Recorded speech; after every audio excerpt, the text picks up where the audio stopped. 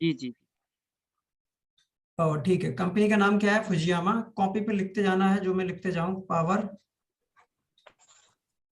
Systems private limited, ये company का नाम है। कोई चीज समझ में ना आए तो पूछ लेना, ठीक है। ये कंपनी का नाम है, ठीक है। और इसका ब्रांड नेम क्या है? यूटीएल। तो बस आपको ये बेसिक चीजें पता है, यूटीएल ये इसका ब्रांड नेम है। और ये कब से काम कर रही है? 1996 से, ठीक है। ये इस कंपनी के बारे में, हेड ऑफिस कहाँ है? न्यू दिल्ली में, ठीक है। न्यू दिल्ली में कहाँ पर है? कोई पूछेगा अगर आप दूर रह रहे हैं तो न्यू दिल्ली में आप बोल देना कीर्ति नगर के पास में है, ठीक है। और भी है। और प्रोडक्शन कहाँ पे होता है हमारा? परवाणु, हिमाचल प्रदेश। परवाणु एक जगह है, ये हिमाचल प्रदेश में, हिमाचल प्रदेश में पड़ती है, ठीक है। हिमाचल प्रदेश, इंडिया, ठीक है। ये है कंपनी के बारे में जहाँ पे आप ट्रेनिंग ले रहे हैं। इतना बेसिक आपको पता होना चाहिए। ट्रेनिंग किसकी है? आप बनेंगे सॉफ्टवेयर इंजीनियर। क्या बनेंगे आप?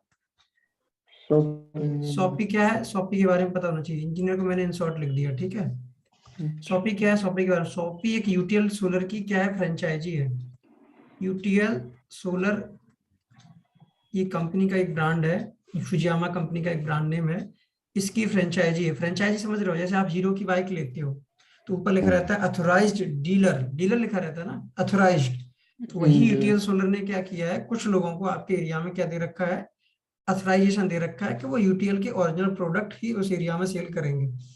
वहां से जाके वो डीलर भी ले सकता है, कंज्यूमर भी ले सकता है। कंज्यूमर मतलब जो घर में यूज करना चाहता है, कस्टमर वो। तो ये शॉपी है हमारी उस एरिया में, लोकल पे। तो इस शॉपी पे क्या होगा, हमारे एक इंजीनियर रहेगा और एक क्या रहेंगे, ओनर रहेंगे। ये लोग बिजनेस करेंगे। तो इंजीनियर को क्या काम करने हैं? 3 काम करने हैं। मैं अभी आपको फर्स्ट डे एक बार और क्लियर कर देता हूँ। आपको प्रोडक्ट को सेल करना है। सेल करने के बाद आपको उसको लगाने भी जाना पड़ेगा कस्टमर के घर में। सेल कर दी, इंस्टॉलेशन कराए, फिर सर्विस की जरूरत पड़ेगी। सारे सिस्टम में नहीं, कुछ सिस्टम में अगर प्रॉब्लम हो गई है तो आपको सर्विस भी करनी पड़ेगी उसी एरिया में। आपको पूरा ऐसा नहीं कि यूपी में आपकी, ऐसा नहीं है कि आपकी शॉपी यूपी में है और आपको एमपी में, महाराष्ट्र में कहीं भी भेज दिया। नहीं भाई साहब, आपका डिस्ट्रिक्ट में अगर शॉपी है तो आपको डिस्ट्रिक्ट के बाहर भी हम नहीं भेजेंगे, डिस्ट्रिक्ट के बाहर भी नहीं भेजेंगे। क्लियर हो रही मेरी बात आप लोगों को हिंदी में? जी। ठीक है, आपके डिस्ट्रिक्ट में ही आपको काम करना है। डिस्ट्रिक्ट से भी छोटे एरिया में काम करना होगा। मैंने डिस्ट्रिक्ट बड़ी बात बोल दी। जिस एरिया आपको मिलेगा शॉपी में बिजनेस करने का, उस एरिया में ही आपको क्या करनी है? सेल करनी है, सर्विस करनी है और इंस्टॉलेशन करना है। तो ये चीजें आपको सीखनी भी पड़ेंगी। उसके लिए आपकी कितने दिन की ट्रेनिंग है? 18 दिन की। वो मैंने कल आपको एक्सप्लेन कर दिया था प्रॉपरली, ठीक है। कैसे ट्रेनिंग होगी, कितने दिन की ट्रेनिंग होगी, कैसे टेस्ट पेपर देंगे, कैसे असाइनमेंट देंगे, कैसे आपको अवार्ड मिलेंगे, ठीक है। रैंक 1 कैसे आएगी, रैंक 2 कैसे आएगी, वो मैंने कल आपको एकदम क्लियर कर दिया, ठीक है। उसमें कोई प्रॉब्लम नहीं होनी चाहिए आप लोगों को, ठीक है। अब हम बात करते हैं, आज से सीजन स्टार्ट करते हैं। अभी तक किसी को कोई दुख दर्द समस्या कुछ भी हो तो अभी माइक लेके बोल सकता है। मैं उसको, उसके कष्ट को थोड़ा निवारण करने की कोशिश करूंगा। अनवांटेड माइक मत लो अगर आपको कोई क्वेश्चन नहीं है तो। अभी माइक लेके अपने आप को हीरो मत समझो। अगर कोई क्वेश्चन है तभी माइक लेने के लिए रिक्वेस्ट करो। बार बार मुझे पढ़ाने पे फोकस करने दो।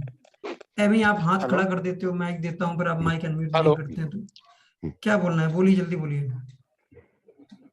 हेलो। मोनू जी, मैं आपको म्यूट कर रहा हूँ। आपको माइक टेस्ट करने के लिए माइक नहीं दिया गया था, ठीक है। आगे से याद रखना है, जब भी आपको क्वेश्चन पूछना है, हेलो हेलो, माइक टेस्टिंग नहीं करनी है। सिंपल से आपको अपना क्वेश्चन पूछना है, मुझे आवाज आ रही होगी, मैं आपको आंसर दे दूंगा, ठीक है। सर मैं बोल रहा था कि जो पेपर होंगे सर हमारे, पेपर के टाइम पे बता दिया जाएगा। जब आपका पेपर, जी जब आपका पेपर आएगा उस दिन आपको बता दिया जाएगा कि पेपर कैसे किया जाएगा, ठीक है। सर मैं बोल रहा था कि सर वो लिंक वाइज होंगे सर, किसी ऐप वाइज होंगे? जिस दिन पेपर होगा उस दिन आपको बता दिया जाएगा। सर समझ में आ गई मेरी बात? ओके ठीक है सर। अभी से बताऊंगा, आप भूल जाएंगे। आप नहीं भूलेंगे तो आपका पड़ोसी जो साथ में बैठ के ट्रेनिंग ले रहा है वो भूल जाएगा। फिर से मुझे फिर से बताना पड़ेगा। तो बेहतर है कि जिस दिन पेपर होगा उस दिन मैं आपको चीजें बता दूंगा। क्लियर मेरी बात? चलो बात करते हैं। अब ये जो यूटीएल की कंपनी है, इसके बारे में बात करते हैं और उसमें हमको क्या सीखना है, ठीक है। यूटीएल जो कंपनी है, यूटीएल, ठीक है, यूटीएल सोलर जो ब्रांड है, इस कंपनी किस टाइप की कंपनी है? ये कंपनी है आपकी पावर इलेक्ट्रॉनिक्स की। क्या है? Power electronics. अगर आपको स्क्रीन पे दिखी हुई अंग्रेजी समझ में नहीं आ रही है तो भाई साहब मैं इसको अपडेट नहीं कर पाऊंगा। यूटीएल को मैं हिंदी में यूटीएल नहीं लिखूंगा ऐसे। ये फिर आप एचआर मैडम से बात कर लेना, मैं ऐसे नहीं लिख पाऊंगा, ठीक है, ये मेरी प्रॉब्लम है, ठीक है, ऐसे मैं नहीं लिख पाऊंगा, मेरी मजबूरी है, मैं पावर इलेक्ट्रॉनिक्स को हिंदी नहीं कर पाऊंगा, ठीक, आपको कुछ चीज समझ में नहीं आ रही वो मैं समझा पाऊंगा, क्लियर, ठीक है आपको कोई चीज समझ में नहीं आ रही वो मैं समझा सकता हूँ, आप मुझसे ये कहें कि ये सारी चीजें हिंदी में लिखो तो मुश्किल है मेरे लिए। प्रॉब्लम ये है कि मीटिंग रिकॉर्ड हो रही है, मैं हिंदी में कोई चीज गलत लिखूंगा तो मुझे कॉन्फिडेंट नहीं आएगा, ठीक है, अंग्रेजी की चीजें हिंदी में लिखूंगा तो गलती होनी लाजमी है, ठीक है, तो जो चीज अंग्रेजी में है वो अंग्रेजी में ही लिखूंगा, जो हिंदी में है वो हिंदी में लिखूंगा। आपको कोई चीज नहीं समझ में आ रही वो आप उसको माइक लेके मैसेज ड्रॉप करके पूछ सकते हो, मैं उसको प्रॉपर एक्सप्लेन कर दूंगा, बट आप ये कहें कि सारी चीजें हिंदी में लिखो तो मुश्किल है मेरे लिए, ठीक है, तो इसमें कोई बड़ी बात नहीं है, आप ऐसे बार बार ना करें।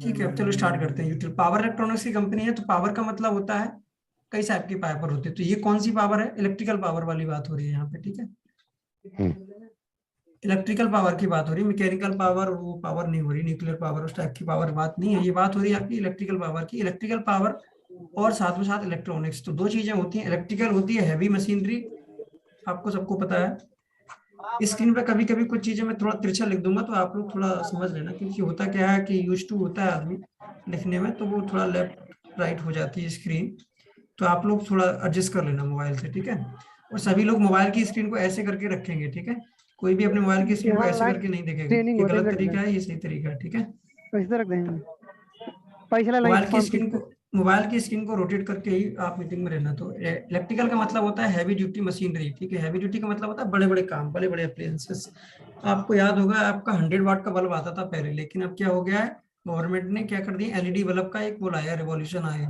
तो सबके घरों में अब एलईडी बल्ब लगते हैं, 100 वाट के बल्ब बहुत ही कम लोग यूज करते हैं, ठीक है, 100 वाट के बल्ब बहुत ही कम लोग यूज कर रहे हैं इस समय, ठीक है, तो वही है इलेक्ट्रिकल जो बल्ब था हमारा 100 वाट का वो था इलेक्ट्रिकल इंस्ट्रूमेंट, जो अप्लायंसेस है, और एलईडी जो बल्ब है हमारा वो क्या है, इलेक्ट्रॉनिक्स है, तो दोनों में अंतर है, वो 100 वाट की पावर यूज कर रहा था, ये 9 वाट की पावर यूज कर रहा है, ठीक है, तो 9 वाट में ही उतनी रोशनी मिल रही है, यहाँ पे 100 वाट में उतनी रोशनी मिलती थी, ठीक है, तो ये प्रॉब्लम थी दोनों में, ज्यादा पावर वेस्ट हो रही थी किसमें, इलेक्ट्रिकल में, बट जो हमारी कंपनी है यूटीएल ये किसमें काम करती है, आपकी पावर इलेक्ट्रॉनिक्स, पावर मतलब इलेक्ट्रिकल पावर और इलेक्ट्रॉनिक्स मतलब ये मैं आपको थोड़ी देर में बताऊंगा, ठीक है, कुछ लोगों को इलेक्ट्रॉनिक्स के बारे में ये नहीं पता, तो पहले उनको बताना पड़ेगा कि इलेक्ट्रॉनिक्स क्या होती है। देखो पहले एक जमाने में, मतलब आज से 30 साल पहले क्या होता था, इलेक्ट्रिकल इंजीनियरिंग और इलेक्ट्रॉनिक्स इंजीनियरिंग दोनों चीजें एक थी।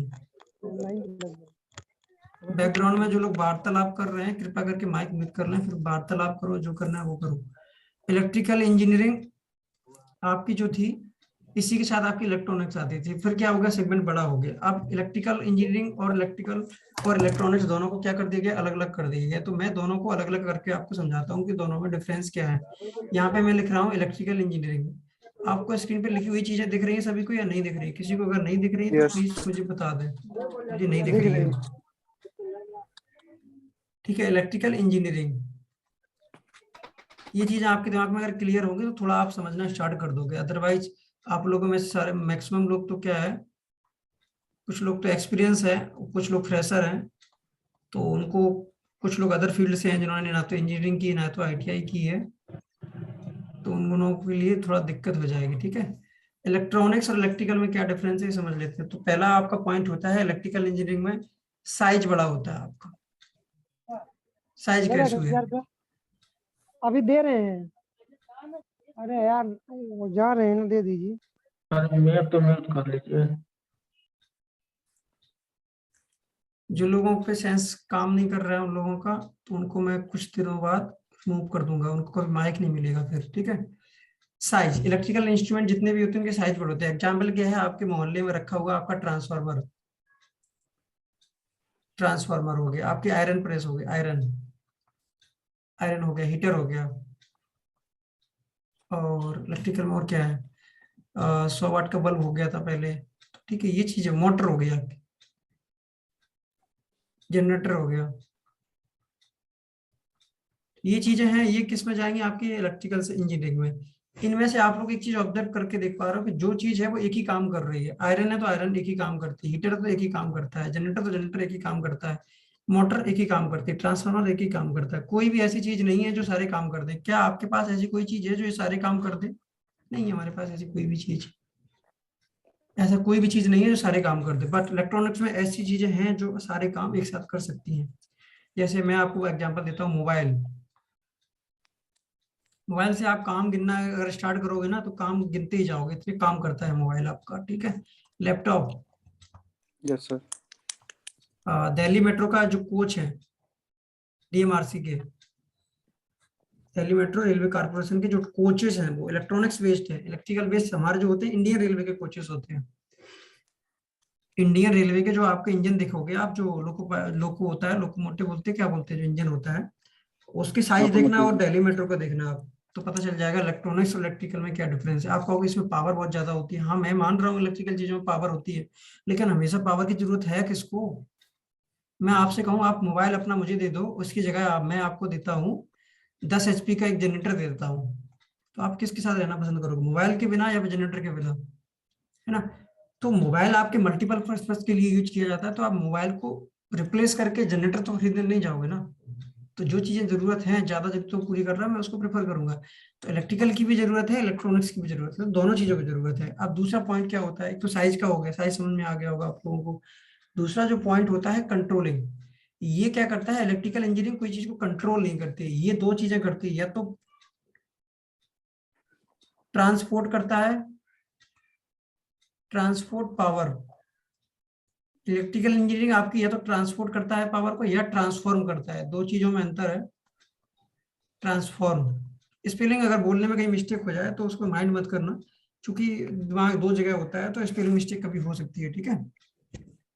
आप यहाँ पे देख रहे होंगे कि transport power and transform power, इसमें क्या अंतर है, ट्रांसफॉर्म पावर, इन दोनों में क्या अंतर है, इसको समझ लेते हैं। देखो, ट्रांसपोर्ट पावर का मतलब होता है कि मान लो कि आपका हाइड्रो पावर प्रोजेक्ट है, कोई हाइड्रो पावर प्रोजेक्ट है, मान लो हाइड्रो की जगह आप सोलर पावर का कोई प्रोजेक्ट लगा है। अगर मैं अभी आपको सोलर पावर प्रोजेक्ट समझाऊंगा तो आपको कम समझ में आएगा, इसलिए मैं हाइड्रो का मान रहा हूँ, या फिर कोई थर्मल प्रोजेक्ट मान रहा हूँ, एनटीपीसी का प्रोजेक्ट है, या फिर डैम समझ लो, बांध बोलते हैं जिसको ना, डैम हाइड्रो का प्रोजेक्ट है, या फिर सोलर पावर के प्लांट लगे हैं कहीं पे, सेम वैसे ही। तो यहाँ पे जनरेशन होता है गीगावाट में, जनरेशन होता है गीगावाट, ठीक है। बहुत ज्यादा, मतलब 1000 मेगावाट के लगभग आपका जनरेशन हो रहा है, 100 मेगावाट, 100 मेगावाट। तो यहाँ से पावर आपको घरों में देना है ना, तो अडानी दे रही है, कोई भी कंपनी दे रही है, तो कैसे दे रही है, रिलायंस दे रही है, तो कैसे देगी, वो क्या करेगी, इस पावर को पहले दूसरे सब स्टेशन ले जाएंगे, फिर सब स्टेशन ले जाएंगे, फिर सब स्टेशन ले जाएंगे, फिर वहां से डिस्ट्रीब्यूट करेंगे अलग अलग डिस्ट्रिक्ट में। तो ये क्या हो रहा है, पावर को ट्रांसपोर्ट किया जा रहा है। इसमें आपकी इलेक्ट्रिकल चीजें ही मैक्सिमम लगाई जाती है। कैसे पता है आपको इलेक्ट्रिकल लगाई जाती है, मैक्सिमम इलेक्ट्रिकल लगी होती है जहां पे कंट्रोलिंग करनी होती है, वहां पे कंट्रोल सर्किट जो होता है वो वहां पे इलेक्ट्रॉनिक चीजें होती है, कंट्रोल सर्किट बोलते हैं जिसको, ठीक है, जो चीजों को कंट्रोल करता है पूरी, ठीक, वहां पे इलेक्ट्रॉनिक्स होती है। तो एक जगह से पावर आपको भेजना, तो सबसे पहले आपके ट्रांसफार्मर लगेंगे। ट्रांसफार्मर क्या करता है, वोल्टेज को अप कर देता है, और जहां आपको यूज करना है वहां पे वोल्टेज को डाउन कर देता है। तो ट्रांसफार्मर सबसे ज्यादा यूज होते हैं ट्रांसपोर्ट करने में। ट्रांसफॉर्म क्या होता है, ट्रांसफर मतलब ट्रांसफर कर दे एक चीज को दूसरी चीज में। आपने देखा होगा, मोटर देखी होगी, मोटर क्या करती है आपकी, इलेक्ट्रिकल पावर को किसमें बदलती है, मैकेनिकल पावर में। मोटा मोटा समझेंगे, इलेक्ट्रिकल पावर को मैकेनिकल पावर में कन्वर्ट करती है, ठीक है। डैम में क्या करते हैं, मैकेनिकल पावर को इलेक्ट्रिकल में कन्वर्ट करते हैं। आपका अल्टरनेटर क्या होगा, अल्टरनेटर सुना होगा, अल्टरनेटर क्या करता है, केमिकल एनर्जी डीजल को जला के मैकेनिकल में कन्वर्ट करता है, मैकेनिकल से क्या करते हैं, फिर इलेक्ट्रिकल में कन्वर्ट करते हैं। अल्टरनेटर का यही वर्किंग होती है। डीएल से पहले हम घुमाते हैं, मैकेनिकल एनर्जी बनाते हैं, जिसको रोटेशनल एनर्जी बोलते हैं। रोटेशनल एनर्जी से हम किस में कन्वर्ट करते हैं, इलेक्ट्रिकल एनर्जी में कन्वर्ट करते हैं। कुल मिला के हम अब यहाँ पे देखो, आयरन है आपकी प्रेस, जो आयरन करते हो आप, हीटर है, ये सब मोटर क्या काम कर रहे हैं, सब आप इसको इलेक्ट्रिसिटी दे रहे हो, ये गर्मी दे रहा है, ब्लोअर हो गया सर्दियों में, ठीक है, वाटर हीटर हो गया, ये क्या कर रहे हैं, आप इसको इलेक्ट्रिकल एनर्जी आपने दी, ये क्या कर रहा है, उससे गर्मी जनरेट कर रहा है ना, इंडक्शन हो गया। तो आपने क्या किया, इलेक्ट्रिकल चीजों को किस में कन्वर्ट कर दिया है, दूसरे मीडियम में कन्वर्ट कर दिया, तो उसको बोलते हैं पावर को ट्रांसफॉर्म करते हैं। इलेक्ट्रॉनिक्स में क्या होता है, ये कंट्रोल सर्किट में मेनली यूज होती है। जैसे मैंने आपको बताया कि दिल्ली मेट्रो जो है, दिल्ली में मेट्रो है, तो वहां पे क्या होता है, उसके जो गेट होते हैं, गेट जो देखे होंगे ऑटोमेटिक ऑन ऑफ होते हैं। ये सब कैसे होता है, ये सब कंट्रोल्ड है इलेक्ट्रॉनिक्स की हेल्प से। इलेक्ट्रॉनिक चीजें ही सारी चीजें कंट्रोल करती है। तो अब आपकी जो यूजुअल कंपनी है, ये दोनों ही कंपनी है, इलेक्ट्रिकल और इलेक्ट्रॉनिक्स दोनों में। तो क्या काम करती है ये, तो पहले ही समझ लेते हैं। ये क्या करेगी, बड़े सिस्टम को, मतलब हैवी पावर को, हैवी पावर का मतलब होता है कि इलेक्ट्रॉनिक्स वाली पावर से ज्यादा। आपने मोबाइल के चार्जर देखे होंगे, कितने आते हैं, 20 वाट के आते हैं, मैक्सिमम 50 वाट का आएगा, 60 वाट का आएगा। इससे ऊपर तो मोबाइल के लैपटॉप के चार्जर नहीं होते, 100 वाट का मान लेते हैं। 100 Yes, वाट sir. का चार्जर है, ठीक, ये इतने बड़े लैपटॉप को चार्ज कर रहा है, क्लियर। 100 वाट का चार्जर है। हैवी पावर में क्या आते हैं, जो चीजें आपकी 500 वाट से स्टार्ट होके 100 वाट से स्टार्ट होके ऊपर जाती है गीगावाट तक, गीगावाट तक, जी मतलब गीगावाट तक जाती है जो पावर, उनको हैवी पावर में बोलते हैं। तो वहां पे इलेक्ट्रिकल एनर्जी रहेगी 20 वाट, 50 वाट, 60 वाट, 10 वाट, 5 वाट। यहाँ पे क्या रहती है हमारी इलेक्ट्रॉनिक्स इंजीनियरिंग रहती है। जो आपके ब्लूटूथ है आजकल लोग यूज कर रहे हैं, ब्लूटूथ है, ये किस में, इलेक्ट्रॉनिक्स में जाएंगे। 4 वाट के ब्लूटूथ आपके कान में लगे रहते हैं, 5 घंटे तक आप गाना सुनते हैं, 5 आवर्स तक 4 वाट ओनली पावर पे आप गाना सुन रहे हैं, ठीक, कॉलिंग कर रहे हैं, माइक भी काम कर रहा है, गाना भी सुन रहे हो, सारे काम कर ले रहा है 4 वाट की ओनली पावर में, ठीक है।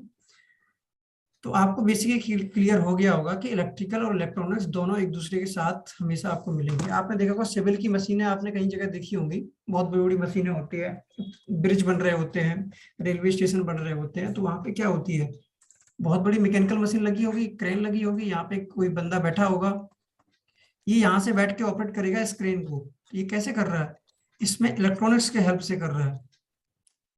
इलेक्ट्रॉनिक्स इंजीनियरिंग क्या कर रही है, उसको हेल्प कर रही है इस मशीन को ऑपरेट करने के लिए। बड़ी हाथ से जाके कंट्रोल तो नहीं करेगा ना। मान लो किसी डैम में पानी इतना स्टोर हो गया, डैम समझ रहे ना, बांध, पानी Yes, स्टोर sir. होता है वहां पे। मान लो ये डैम बना दिया मैंने, ठीक है, ये डैम बना दिया और मैं ब्लू कलर से यहाँ पे पानी भर देता हूँ, यहाँ पे पानी भर गया, ठीक है। ये अब ये वाटर लेवल इतना ऊपर तक आ गया, पानी भर के बिल्कुल किनारे पे आ गया। अब किसी वजह से क्या हो गया, उसको ये गेट ओपन करना था, ठीक। अब ये रिस्क ही बहुत काम हो गया, इसमें रिस्क है कि ये टूट भी सकता है विद इन सेकेंड में, नहीं तो इसको गेट सारे एक साथ खोल दो। इतने पानी भरा हुआ है, इतना प्रेशर है, तो आप अगर एक गेट खोलोगे तो खोल पाओगे क्या, ह्यूमन आदमी जाके क्या उसको खोल सकता है, नहीं, आदमी उसको नहीं खोल सकता है। आप हथौड़ा लेके जाना, कुछ भी लेके जाना, उस डैम का गेट नहीं ओपन कर पाओगे। ये कैसे होगा, ये कैसे होगा, हाइड्रोलिक प्रेशर से ये सब चीजें की जाएगी। हाइड्रोलिक प्रेशर को कंट्रोल करने के लिए आपको इलेक्ट्रॉनिक्स की जरूरत पड़ेगी। विदाउट इलेक्ट्रॉनिक्स हाइड्रोलिक प्रेशर को कंट्रोल नहीं किया जा सकता है। तो उसके लिए मशीनें लगी होंगी, वहां से वो कंट्रोल रूम होगा, कंट्रोल रूम से वो सिग्नल देगा, कंप्यूटर उसको इलेक्ट्रॉनिक्स की हेल्प से, हाइड्रोलिक प्रेशर की हेल्प से इसको लिफ्ट कर लेगा और सारे गेट एक साथ ओपन हो जाएंगे और डैम बच जाएगा। कहने का मतलब है बहुत बड़ी समस्या अगर कहीं आ रही हो तो वहां पे इलेक्ट्रॉनिक्स आपकी अगर हेल्प कर दे तो वो समस्या आराम से सॉल्व की जा सकती है। मान लो कि मैं एक एग्जांपल लेता हूँ, 720 किलो वोल्ट मतलब 7000 वोल्ट का एक लाइन चल रही है, 720 किलो वोल्ट मतलब इतना वोल्ट की एक लाइन चल रही है, ठीक, ट्रांसमिशन हो रहा है। ट्रांसपोर्ट का मतलब होता है ट्रांसमिशन हो रहा है, ठीक है। पावर ट्रांसपोर्ट का मतलब होता है ट्रांसमिशन हो रहा है, एक जगह से पावर दूसरी जगह जा रही है। तो इस पावर को मैंने कहा कि इसको ऑफ करना है। इतनी बड़े हैवी वोल्टेज में अगर कॉन्टेक्टर भी लगा होगा सर्किट में, आप इसको ऑफ नहीं कर सकते हो मैन्युअली जाके, इतने जोर से स्पार्क होगा कि आग लग जाएगी। यहाँ पे बहुत जोर से स्पार्क होता है, आप लोगों ने स्पार्क देखे नहीं होंगे पावर लाइन पे, पावर ट्रांसमिशन लाइन में जोर से स्पार्क होगा। आप इसको मैन्युअली कर ही नहीं सकता है। आप लोग 11,000 की लाइन पे ऑन ऑफ नहीं कर पाओगे मैन्युअली जाके। 11,000 की तो हो जाती है, उसमें आप बड़ा स्विच लगा होता लगा देते हैं तो हो जाती है। 11,000 से ऊपर 33 kV और उससे ऊपर की जो सप्लाई होती है 72 kV 720 kV की लाइन को आप ऑन ऑफ नहीं कर सकते। तो वहां पे क्या यूज होती है, इलेक्ट्रॉनिक्स। तो कुल मिला के ये कि हैवी पावर को कंट्रोल करने के लिए आपको किसकी जरूरत पड़ रही है, इलेक्ट्रॉनिक्स की। तो उस इलेक्ट्रॉनिक्स को हम बोलते हैं पावर इलेक्ट्रॉनिक्स। एक होती electronic and communication, EC, electronic and communication बोलते हैं इसको। और दूसरी होती है हमारी क्या, ईई, इलेक्ट्रिकल इंजीनियरिंग होती है जिसको। एक ट्रिपल ई होता है, इलेक्ट्रॉनिक्स एंड इलेक्ट्रिकल इंजीनियरिंग। एक इन्हीं में ई में पढ़ाया जाएगा और ट्रिपल ई में पढ़ाया जाता है पावर इलेक्ट्रॉनिक्स। तो यूटीएल जो कंपनी है वो आपकी पावर इलेक्ट्रॉनिक्स की कंपनी है। मतलब हैवी पावर को कंट्रोल करने के लिए आपको एक सेटअप की जरूरत पड़ती है, एक सिस्टम की जरूरत पड़ती है। उन सिस्टम्स को कौन बनाता है, यूटीएल कंपनी आपको बना के देती है, उनको हम लोग सेल करते हैं, ठीक है। तो इन शॉर्ट आपको ये समझ में आ गया कि पावर इलेक्ट्रॉनिक्स एक जो कंपनी है यूटीएल, वो उसमें डील करती है, इतना समझ में आपको आ गया। पावर इलेक्ट्रॉनिक्स क्या है, जहाँ पे बहुत सारी पावर यूज हो रही हो और उस पावर को कंट्रोल करने के लिए इलेक्ट्रॉनिक्स इंस्ट्रूमेंट की जरूरत पड़ती है, उसको बोलते हैं पावर इलेक्ट्रॉनिक्स, ठीक है। ठीक है, तो अब आप लोग इतना समझ गए हो कि पावर इलेक्ट्रॉनिक्स का मतलब क्या है। अब हम ये समझेंगे कि पावर क्या होती है ना। पहले पावर समझते हैं, क्या समझेंगे हम लोग, पावर के बारे में समझेंगे। तो पावर का मतलब होता है P is equal to B into I.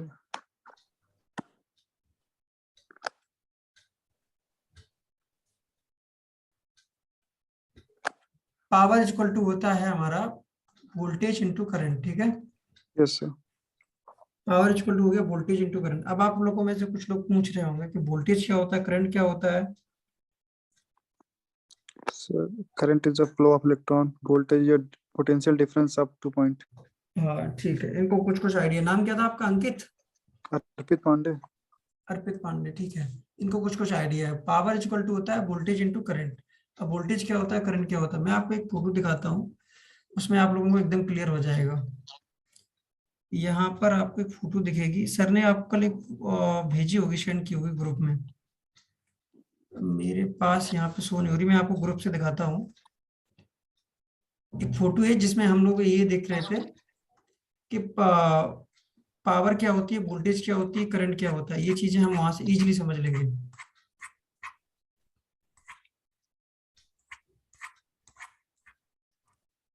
वैसे आप लोगों ने देखा होगा, एक रेजिस्टेंस का एक सर्किट देखा होगा। रेजिस्टेंस की सर्किट में एक वो आती है, क्या बोलते हैं, आप ही के ग्रुप में मैंने सेंड किया था ना? जैसे आप ही के ग्रुप में तो सेंड किया था मैंने।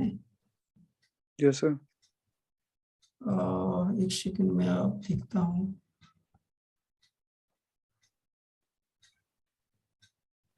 ये रहा, हाँ ये ढूंढ रहा था मैं। इसको डाउनलोड भी कर देता हूँ, पता नहीं कैसे चली जाती, गायब हो जाती। ये देखो, ये आपको यहाँ पे एक चीज दिख रही होगी, वोल्टेज, ओम, एम्पियर, ये सारी चीजें दिख रही होगी। मैं इसको आपको समझाता हूँ प्रॉपरली, ठीक है। देखो, पावर इक्वल टू, मैंने कहा power equal to voltage into current, यही होता है, ठीक। अब वोल्टेज क्या होता है, करंट क्या होता है। यहाँ पे देखो, वोल्टेज क्या काम कर रहा है, किसी चीज को धक्का मार रहा है, ठीक। जिसको धक्का मार रहा है ये, वो इसी का दोस्त है। ये समझ लो, एक बॉडी जो हम लोगों की होती है, बॉडी के अंदर एक आत्मा होती है, बॉडी प्लस आत्मा, सोल जिसको बोलते हैं, ये दोनों मिलके क्या बताते हैं, एक आदमी को जिंदा बताते हैं। जिंदा आदमी है ना। अगर मैं आत्मा हटा दूं तब भी है, बॉडी हटा दूं तब भी, तो क्या हो रहेगा, आत्मा अकेली रहेगी तब भी मरा हुआ आदमी है, बॉडी अकेली रहेगी तब भी मरा हुआ है। जिंदा आदमी कैसे बनता है, बॉडी प्लस आत्मा। तो वोल्टेज और एम्पियर जब दोनों मिलेंगे तो क्या बनती है, पावर, ठीक। वोल्टेज और एम्पियर दोनों मिलते हैं तो बनती है पावर। अब आप कहेंगे क्या हम ऐसा कर सकते हैं कि वोल्टेज वोल्टेज रह जाए, एम्पियर ना रहे? नहीं भाई साहब, ये दोनों हमेशा साथ साथ रहेंगे। बट ये हो सकता है कोई हमेशा पहले ये आ जाएगा, कभी पहले वो आ जाएगा, ऐसा हो सकता है। बट रहेंगे साथ साथ, आगे पीछे तो रह सकते हैं, बट कहो अलग अलग कर दें हम, तो आपको ये क्या बोलते हैं, रियल लाइफ में आपको मिलेंगे नहीं। ऐसा नहीं है कि आप चले गए मार्केट में, मुझे 250 ग्राम वोल्टेज दे दो या फिर 5 वोल्ट दे दो। तो जब भी आप वोल्टेज लेने जाओगे तो आप साइड में देखना, वहां पे एएच वगैरह जरूर मेंशन रहता है, ठीक है। लिख के जरूर आएगा कि 5 वोल्ट 12 वोल्ट की बैटरी दे दो, 1.5 वोल्ट की बैटरी दे दो, बट साइड में एएच जरूर मेंशन होगा। कहने का मतलब, एक चीज लेने जाओगे दूसरा आपको मिलने वाली ही है। अब ये वोल्टेज भाई साहब क्या कर रहे हैं, वोल्टेज धक्का मार रहे हैं एम्पियर को, क्यों, इधर निकालने के लिए, इस रस्सी को। ये काम है ओम का, ये मैं आपको बाद में बताऊंगा। ये इस चीज को रोक रहा है। अगर इस आदमी को मैं मार दूं तो ये सर्किट ऐसा बन जाएगा, एकदम ऐसे। जैसे इसको पर धक्का लगाने की जरूरत नहीं पड़ेगी, है ना। फिर ये धक्का नहीं लगाएगा, सीधे सीधे दोनों यहाँ कूद के आ जाएंगे। लेकिन इसकी प्रेजेंस है यहाँ पे है बैठा है, तो इसको धक्का लगाना पड़ रहा है। तो अब आप कहोगे सर अगर इसने धक्का लगाया तो एम्पियर तो इधर आ जाएगा, वोल्टेज इधर रह जाएगा, अलग अलग हो तो गए। नहीं भाई साहब, जैसे ही ये पूरा एम्पियर इस साइड निकला, यहाँ पे इस रस्सी के इधर आया, तुरंत ये अपने आप इधर आ जाएगा। अब आप कहोगे सर ये क्या है, हाँ भाई साहब, ये बॉडी है, ये आत्मा है, ये आत्मा है। आत्मा से ही बॉडी चलती है। तो आत्मा ने धक्का मारा, बॉडी चल के इधर आ गई। जैसे ही बॉडी इधर आ गई तो ऑटोमेटिक आत्मा उड़ के इधर आ जाएगी, आत्मा आपको दिखाई भी नहीं देगी। जैसे ही इसकी पूरी बॉडी इधर आ गई, तुरंत आत्मा इधर आ जाएगी। तो आपको फिर पावर किधर मिलेगी, इधर साइड। अभी पावर किधर है, आधी इधर है, आधी इधर है। और अब कहोगे सर वोल्टेज पूरा का पूरा इधर ही है। नहीं भाई साहब, आधा वोल्टेज इधर भी है, आधा इधर भी है। आपको यहाँ दिख नहीं रहा है, बट यहाँ भी है आधा वोल्टेज, ठीक है। तो पावर दोनों साइड अभी बटी हुई है, इधर भी है, इधर भी है। लेकिन जैसे ही पूरा धक्का मार देगा तो पूरी पावर इधर आ जाएगी, ठीक है। हिंदी में समझाता हूँ मैं कैसे। आपने डैम देखा होगा, वाटर का डैम देखा नहीं है तो समझ लो कि कहीं पानी भरा हुआ है बहुत ज्यादा। तो जो पानी जो है ना, पानी, ये पानी, और डैम के इस साइड ये, अब मैं डैम कैसे बनाऊं, आप समझ गए ना, डैम इधर बना हुआ है, यस सर, देखा ये सर। डैम है, और ये डैम से निकला हुआ पानी है, ठीक है। ये पानी इधर भी है, पानी इधर भी है, दोनों पानी में कोई मुझे अंतर बताएगा कि इस पानी में इस पानी में अंतर क्या है? सर जो मतलब हाई से लो, मतलब हाई से लो आ रही है, उसमें प्रेशर ज्यादा होगा। हाँ, पानी दोनों में अगर आप टेस्ट करोगे, उठा के देखोगे तो कोई अंतर नहीं, दोनों ये भी पानी ठीक है, ये भी पानी ठीक है, कोई अंतर नहीं। लेकिन ये पानी आपको मार देगा, ये पानी आपको नहीं मारेगा। क्यों? इसका फ्लो बहुत कम है, इसमें प्रेशर बहुत कम है, यस सर। इसका फ्लो कम है। क्यों है? क्योंकि ये नीचे ऑलरेडी पड़ा है और कम मात्रा में है, तो आराम से फ्लो कर रहा है। और यहाँ पे बहुत सारा स्टोर कर रहा है। अगर आप थोड़ा सा भी इस पानी में सामने थोड़ा सा अगर छिद्र यहाँ पे हो जाए, उसमें अगर आप खड़े हो जाओ, तो ये पानी आपको मार देगा, गिरेगा, बहुत जोर से लगेगा। समझ रहे हो? आप बाइक चला रहे हो, बारिश की बूंदें लगती है, कितने जोर से लगती हैं, है ना? वहीं आप नहाते हो शॉवर में जाके, तो वो पानी आपको नहीं लगता है। क्यों नहीं लगता? क्यों? स्लो आ रहा है वो। तो वही चीज है, वोल्टेज क्या है आपके, जो इस फ्लो को है, करंट, करंट समझ, नदी, रिवर, रिवर आपका फ्लो जो रिवर का रहेगा वो कितना तेज रहेगा, ये डिपेंड करता है कि वो रिवर कहाँ से आ रही है। आपने देखा होगा वाराणसी के बाद जो गंगा का फ्लो है बहुत स्लो हो जाता है। किसी को पता होगा, वो पटना साइड का हो तो उसको पता होगा कि पटना में जो रिवर बहती है हमारी गंगा, रिवर गंगा जो पटना में बहती है बहुत स्लो जाती है। और ये पटना के आगे जाने के बाद धीरे धीरे जैसे ये कोलकाता की तरफ उधर जाती है वेस्ट बंगाल में, तो एकदम स्लो हो जाती है, एकदम स्लो। क्यों हो जाती है? क्योंकि जो स्लोप है, स्लोप मतलब ढलान है, बहुत कम है। बट वही गंगा अगर आप वहां पे देखिए, आप हरिद्वार में कितना तेज पानी आता है कि आप खड़े नहीं हो सकते हो, जल जा, मतलब इतने जोर से पानी लगेगा कि आप गिर पड़ोगे वहां पे। तो वजह क्या है? क्योंकि वहां पे प्रेशर ज्यादा है। प्रेशर किसका है? वाटर का पोटेंशियल एनर्जी बहुत ज्यादा है, वाटर की पोटेंशियल एनर्जी बहुत ज्यादा है, वाटर में प्रेशर ज्यादा है। प्रेशर नहीं बोलते, बट आप लोग ना एक्चुअल लैंग्वेज में प्रेशर प्रेशर बोलने लगे हो, इसलिए मैं भी प्रेशर बोल रहा हूँ। उसको प्रेशर नहीं बोलते हैं, उसको बोलते हैं पोटेंशियल एनर्जी। वाटर की पोटेंशियल एनर्जी वहां पे जितनी ज्यादा हाइट पर रहेगा उतनी ज्यादा पोटेंशियल एनर्जी होगी, जितनी ऊंचाई पर रहेगा उतनी उसकी पोटेंशियल एनर्जी कम होती है। mgh होती है पोटेंशियल एनर्जी। m मतलब वाटर का वेट, g मतलब ग्रेविटेशनल फोर्स, h मतलब हाइट। तो उस वाटर की आपकी पोटेंशियल एनर्जी क्या है, डिपेंड करती है आपकी हाइट पे टोटली। ठीक, mg तो पानी का इधर भी होगा इधर भी होगा, तो हाइट पे डिपेंड करती है जितनी ज्यादा। सेम चीज इलेक्ट्रिकल इंजीनियरिंग में है। इस सर्किट में आपका करंट कितने एम्पियर से फ्लो करेगा, कितना तेज फ्लो करेगा। तो यहाँ पे वाटर फ्लो कैसे पता चलता है? कितना तेज पानी जा रहा है, इस पर डिपेंड करता है। कितना पानी जा रहा है, कितनी तेज जा रहा है, इस पर डिपेंड चलता है कि नदी कितनी बड़ी है और कितना तेज जा रही है, यही डिपेंड करता है ना। सेम चीज यहाँ पे है, आपका कितने एम्पियर करंट फ्लो कर रहा है, ये डिपेंड करता है कि कितने एम्पियर का आपने वोल्टेज यहाँ पे लगाया, सॉरी कितने वोल्ट का वोल्टेज सोर्स आपने यहाँ पे लगाया। ठीक, कितना आप यहाँ पे फोर्स यहाँ पे एग्जैक्टली आप जो फोर्स लगा रहे हो उसकी क्या वैल्यू है, जिसकी वजह से यहाँ पे एम्पियर की कुछ वैल्यू है। ठीक, कितना वोल्टेज लगाया आपने जिससे कि आपका कुछ वैल्यू का एम्पियर यहाँ पे आपको मिल रहा है। तो वोल्टेज की वजह से आपको करंट मिलता है। इतना बेसिक समझ में आ गया आपको? Yes sir. वोल्टेज की वजह से आपको क्या मिलता है? करंट मिलता है। ठीक है, तो आप ये लोग ये याद रखना हमेशा कि वोल्टेज की वजह से ही आपको क्या मिलने वाला है? करंट। तो यहाँ पे मैं एरो लगा दे रहा हूँ, वोल्टेज से आपको करंट मिलता है। ठीक, पहले क्या आएगा आपका? हमेशा पहले नंबर पे वोल्टेज आएगा, सेकंड नंबर पे करंट आएगा। Without voltage there is no current. मैंने कहा अगर वोल्टेज की वैल्यू 0 है तो आप कॉमा लगा के क्या लिख दोगे? करंट की वैल्यू 0। ठीक है, मेरी बात समझ में आ गई? अगर मैंने कहा कि वोल्टेज 0 है तो करंट 0 होगा। इजी शब्दों में समझाता हूँ, अगर माता और पिताजी नहीं है तो क्या बच्चा होगा? नहीं। नहीं। अगर माता नहीं है तो क्या बच्चा होगा? नहीं। क्या पिता नहीं है तो बच्चा होगा? नहीं।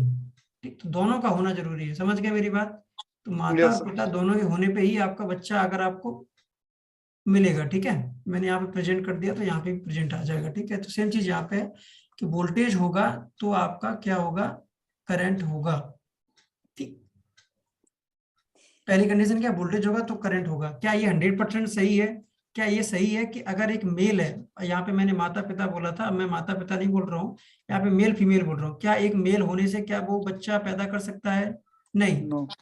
क्या एक फीमेल होने से क्या बच्चा पैदा कर सकती है? नहीं। नो। क्या मेल फीमेल दोनों एक साथ अगर हो, मतलब समझ रहे हो मेरा, तो क्या यस बच्चा सर। पैदा हो सकता है, रिप्रोड्यूस हो सकता है? हो सकता है। Yes sir. ये बात समझ में आ गई?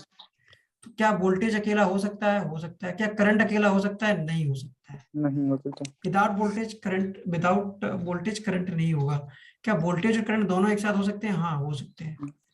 कैसे होंगे? पहले वोल्टेज आएगा, फिर उसकी वजह से करंट आएगा। जब वोल्टेज और करंट दोनों एक साथ होंगे तो उसको क्या बोलेंगे? पावर। ठीक है, सिंपल सिंपल समझो आप। पावर होगी तो आपका वोल्टेज होगा, वोल्टेज होगी तो करंट आएगा। ठीक, आपने घरों में भी देखा होगा। मैं आपको एग्जांपल देता हूँ। ये रहा आपका सॉकेट, यस घरों सर। में सॉकेट है। इस सॉकेट में राइट हैंड साइड में मैंने कहा फेस लगा रखा है। आपने एसी की बात कर रहा हूं मैं। ये फेस है आपका, और लेफ्ट हैंड साइड में आपका लगा दिया मैंने न्यूट्रल। ठीक है, ऊपर लगा दिया मैंने क्या? अर्थ। ऊपर अर्थ होता है, याद रखना। ठीक है, ऊपर अर्थ होता है।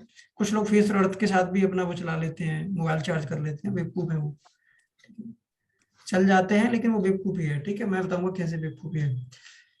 फेस और न्यूट्रल के थ्रू ही सर्किट चलता है। कोई भी सर्किट हो, चलाना भी चीजें चाहिए। बाकी आप जुगाड़ से चला रहे हो तो वो गलती है आपकी। ठीक, रिस्क होता है उसमें। रिस्क भी होता है, फाइन भी गवर्नमेंट डाल सकती है आपके ऊपर। तो फेस और न्यूट्रल के बीच में ही सर्किट चलता है। क्लियर? आपने इसमें मान लो कि बगल से एक सॉकेट के बगल से एक स्विच भी लगा होगा। यहाँ पे स्विच लगा है। ठीक है, तो ये पूरा होगा कंप्लीट। ठीक, ये आपका स्विच है। क्या है ये? स्विच है। मैंने स्विच को कर दिया ऑफ, तो और मैंने इसमें एक प्लग लगाया। प्लग मतलब टॉप लगा दिया इसमें। ठीक है, समझ गया? एक टॉप लगा दिया इसमें, एक और होना चाहिए। इसको मैंने इसमें लगा दिया और स्विच को रखा मैंने ऑफ। अब इस पे लगा था मेरा क्या? Mobile charger. मान लो एक मोबाइल चार्जिंग लगी हुई इसमें। क्या ये मोबाइल चार्जिंग होगा या नहीं होगा? सर स्विच अगर ऑफ है तो कैसे हो जाएगा? नहीं होगा। ठीक है, नहीं होगा सर। क्यों नहीं होगा?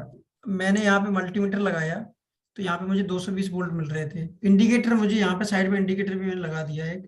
एक यहाँ पे इंडिकेटर भी लगाया। या फिर आप टेस्टर से चेक कर रहे हो, यहाँ पे लाइट आ रही है तो यहाँ पे आपका इंडिकेटर ऑन है, मतलब जल रहा है, ग्लो कर रहा है। ग्लो मतलब जलना। ठीक है, ग्लो कर रहा है। लाइट तो आ रही थी, 220 वोल्ट भी आ रहा था, तो फिर ये चार्जिंग ऑन क्यों नहीं हुई है? जरा सर बताओ। क्योंकि फेज डिसकंटिन्यू है सर।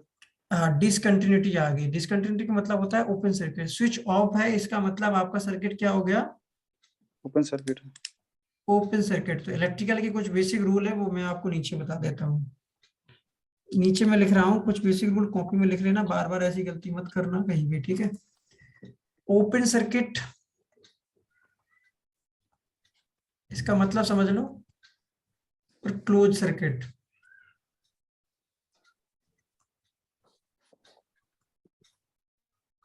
और शॉर्ट सर्किट। ये तीन चीजों में अगर आप लोग अंतर नहीं कर पा रहे हो तो आप इंजीनियर बहुत मुश्किल से बन पाओगे। ठीक है, तो अभी मैं बता दे रहा हूँ, इनको ध्यान से आप लिख लो कॉपी पे। और मीटिंग के बाद, ट्रेनिंग के बाद ये चीजें तीनों आपको आनी चाहिए। तीनों चीजें आपको आना स्टार्ट हो जाएगा आज ही से। ठीक है, ओपन सर्किट का मतलब होता है, मैं एग्जांपल बता देता हूँ। एक वायर है, ये लाइट से 220 वोल्ट पे कनेक्ट है। यहाँ पे एक वायर और है, ये दो वायर के टुकड़े हैं। एक न्यूट्रल है यहाँ पे। ठीक, ये न्यूट्रल है, ऊपर वाला फेज है। यहाँ पे मैंने इसको क्या कर दिया, अगर ऐसी लगाया इसको बोलते हैं स्विच। तो ये क्या है आपका? ओपन। आपका करंट वोल्टेज यहाँ तक तो आ रहा है लेकिन इसके आगे नहीं जा पा रहा, तो उसको क्या बोलोगे? Open open circuit. सर्किट। टूटी हुई वायर को क्या बोलते हैं? टूटी हुई वायर को क्या बोलते हैं? Open circuit. समझ गए मेरी बात? यस। ओपन सर्किट के रूल समझ लो क्या होते हैं। ओपन सर्किट के रूल्स ये होते हैं, ओपन सर्किट में आपका वोल्टेज जीरो होगा नहीं,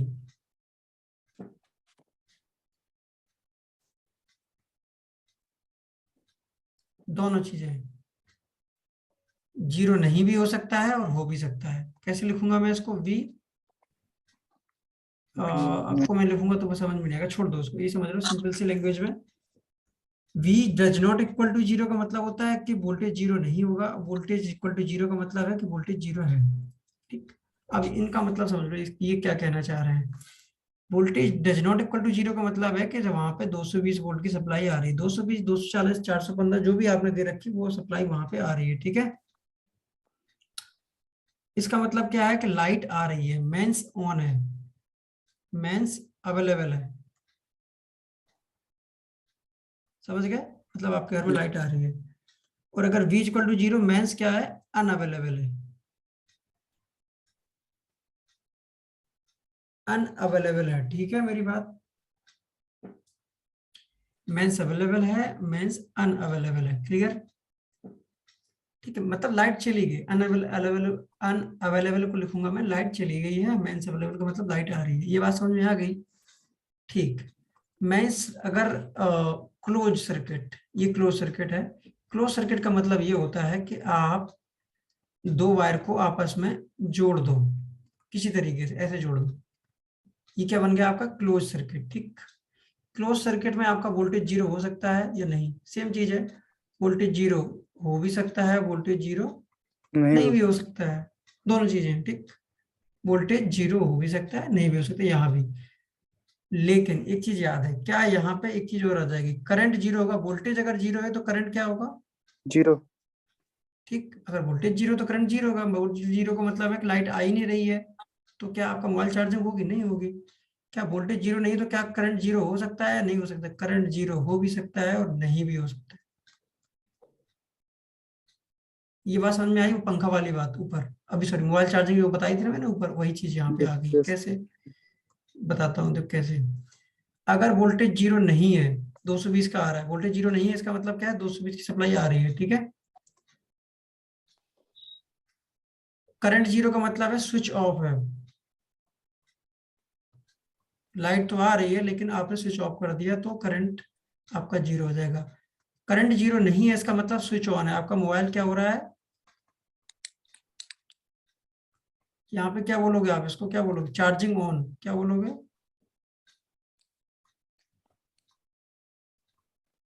यहाँ पे चार्जिंग हो रही है, यहाँ पे चार्जिंग, नहीं। मेरी बात समझ में आ गई आप लोगों को, यस सर। शॉर्ट सर्किट के बारे में आप लोगों को बहुत सारी चीजें नहीं पता है, वो भी मैं आपको बता, शॉर्ट सर्किट का मतलब होता है आप किसी भी वोल्टेज को, मैंने कहा ये 220 वोल्ट की सप्लाई है, ठीक, आप इसको 0 वोल्ट की सप्लाई से शॉर्ट कर दो, सीधे सीधे, ये 0 वोल्ट है, यहाँ भी 0 वोल्ट ही था, लेकिन यहाँ पे जो लोड था इसको बोलेंगे, इतनी वायर को क्या बोलेंगे, इसको स्विच भी बोल सकते हैं, लेकिन इसको जनरली क्या बोलते हैं, लोड, यहाँ पे 0 वोल्ट को 220 वोल्ट से आपने अगर शॉर्ट किया है, शॉर्ट ये भी है लेकिन ये लोड के थ्रू शॉर्ट है, यहाँ पे कुछ ना कुछ लोड होगा आपका, ठीक है, और यहाँ पे आपने किससे शॉर्ट कर दिया, कॉपर की वायर से, कॉपर की वायर समझ रहे हो ना, यस। एल्यूमिनियम के कॉपर की वायर से आपने सीधे सीधे जोड़ दिया है इसको, इसको बोलते हैं शॉर्ट सर्किट, तो शॉर्ट सर्किट की कंडीशन समझ लो, मैं रोज रोज नहीं बताऊंगा, आज मैं समझा दे रहा हूं, तो आप लोग बार बार ये चीजें मत भूलना, शॉर्ट सर्किट में आपका वोल्टेज जीरो होता है, एग्जैक्टली जीरो नहीं होता है, ऑलमोस्ट जीरो होता है, ठीक है, एक्चुअल में अगर कहूंगा सही तरीके से लिखने का तरीका तो ये होता है, voltage tending towards to zero, इसको बोलते हैं tending towards to zero, voltage almost zero की तरफ जा रहा है, ठीक है, करंट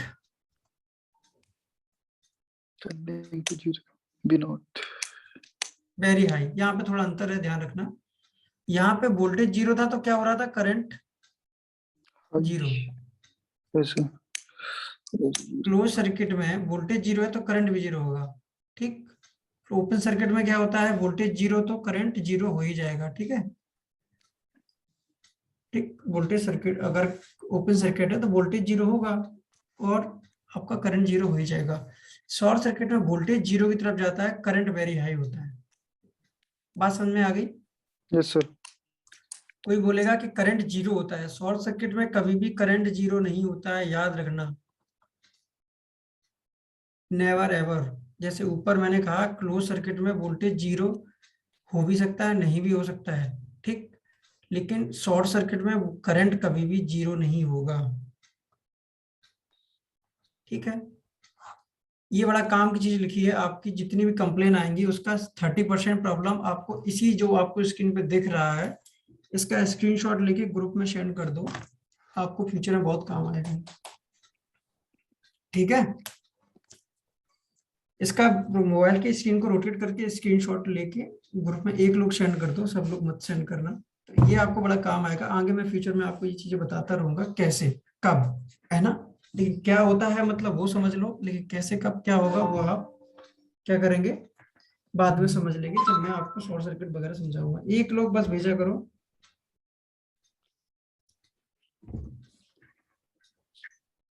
ठीक है, यहां तक आपको ये चीजें क्लियर हो गई है, क्लियर।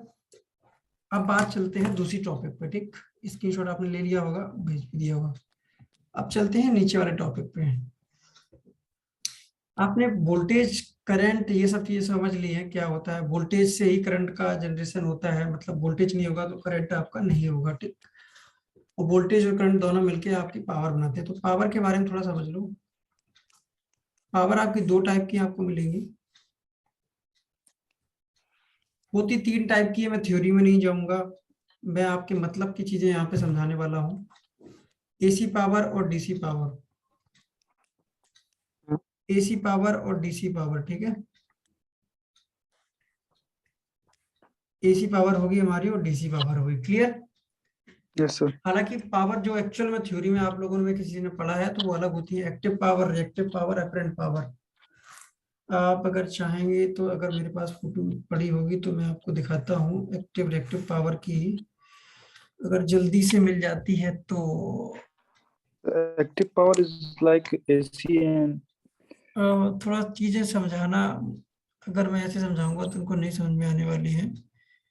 मैं सोच रहा हूँ कुछ मिल जाए, मैं गूगल पे आपको दिखाता हूँ, ठीक है।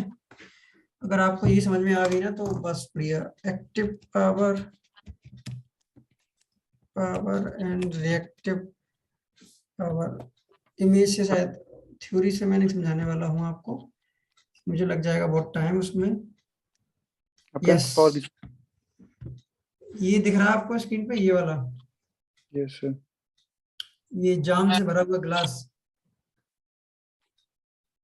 देख दिखता पा रहे हो आप, नहीं देख पा रहे हो? देख एकदम अच्छे से दिखाई दे रहा था। Real power kilowatt apparent power इसको केपीए। मैं कैसे दिखाऊं फुल स्क्रीन पे? तो जूम कर दिए थोड़ा। उसकी वेबसाइट पे विजिट करना पड़ेगा तब जो हो पाएगा ऐसे में। ये देख रहे हो आप, हाँ सर। इसका फार्मूला लिख लो आप। इसको तो आप ऐसे कैसे लिखोगे, इसको डिब्बा बना लो, कैसे गिलास सा बना लो, ऐसे भर लेना, ऊपर से ये देखो फॉर्म है, इसको क्या बोलते हैं, झाग बोलते हैं ना। Yes sir. अरे जो बियर ईयर पीता होगा उसको आइडिया होगा कि जो पीने वाला है, देखो बाहर से देखने वाले को लगेगा कि ये पूरा भरा हुआ है ना, जो उसने कभी नहीं पी है। लेकिन जो रोज पीता है या फिर जिसको पीना आता है तो उसको आइडिया है कि भाई साहब काम की चीज तो सिर्फ इतनी है नीचे, है ना, काम की चीज तो इतनी, ऊपर वाला तो दिखावा है। लेकिन लेकिन लेकिन आप जब बोतल लेने जाते हो तो क्या वो ऐसा करता है इतनी चीज निकाल लेता है, सिर्फ आपको इतनी देता नहीं भाई साहब, वो पूरी चीज ही एक बार सेल करता है ना बोतल में। तो आपको जो पावर दी जाती है वो आपकी होती है अपरेंट पावर, ठीक है। पूरी जो चीज है वो आपकी बियर में आएगी, लेकिन माल कहाँ पर है, यहाँ पर। तो ये है आपकी एक्टिव पावर, कहाँ है, नीचे। रिएक्टिव पावर कहाँ है, ये। दोनों को मिला दोगे तो बन जाएगी अपरेंट पावर। बात समझ में आ गया? Yes sir. यहाँ पे देखो, पीएफ का फार्मूला आपको अंदर ये फार्मूला लिखा हुआ मिलता है। पीएफ इक्वल टू होता है किलोवाट डिवाइड बाई, इन्होंने थोड़ा मिस्टेक कर दी है, केवीए। यहाँ पे थोड़ा ये मिस्टेक कर रखी है इन्होंने, इसको मैं कैसे सही करूं, इसको काट दो यार, यस सर। इसको KVAR कर लो। यस इन्होंने सर। KVAR इसको भी लिख दिया, इसको भी लिख दिया है, ये थोड़ा गड़बड़ कर रखा है इन्होंने। पीएफ इक्वल टू होता है KVA, kilowatt divide by KVA plus KVAR, yes sir. Power factor. Beer plus foam.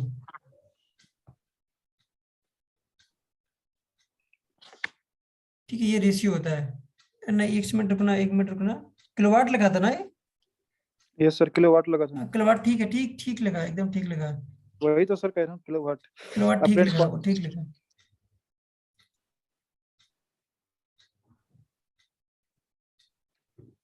ठीक है, ये एक थ्योरी वाली है, लेकिन ये ऐसे अगर हम लोग समझेंगे तो बहुत टाइम लग जाएगा। ये समझ लो beer divide by beer plus form, दोनों में डिवाइड करोगे तो एक से चीज छोटी आती है। तो पीएफ जो होता है हमारा वो हमेशा एक से छोटा आता है।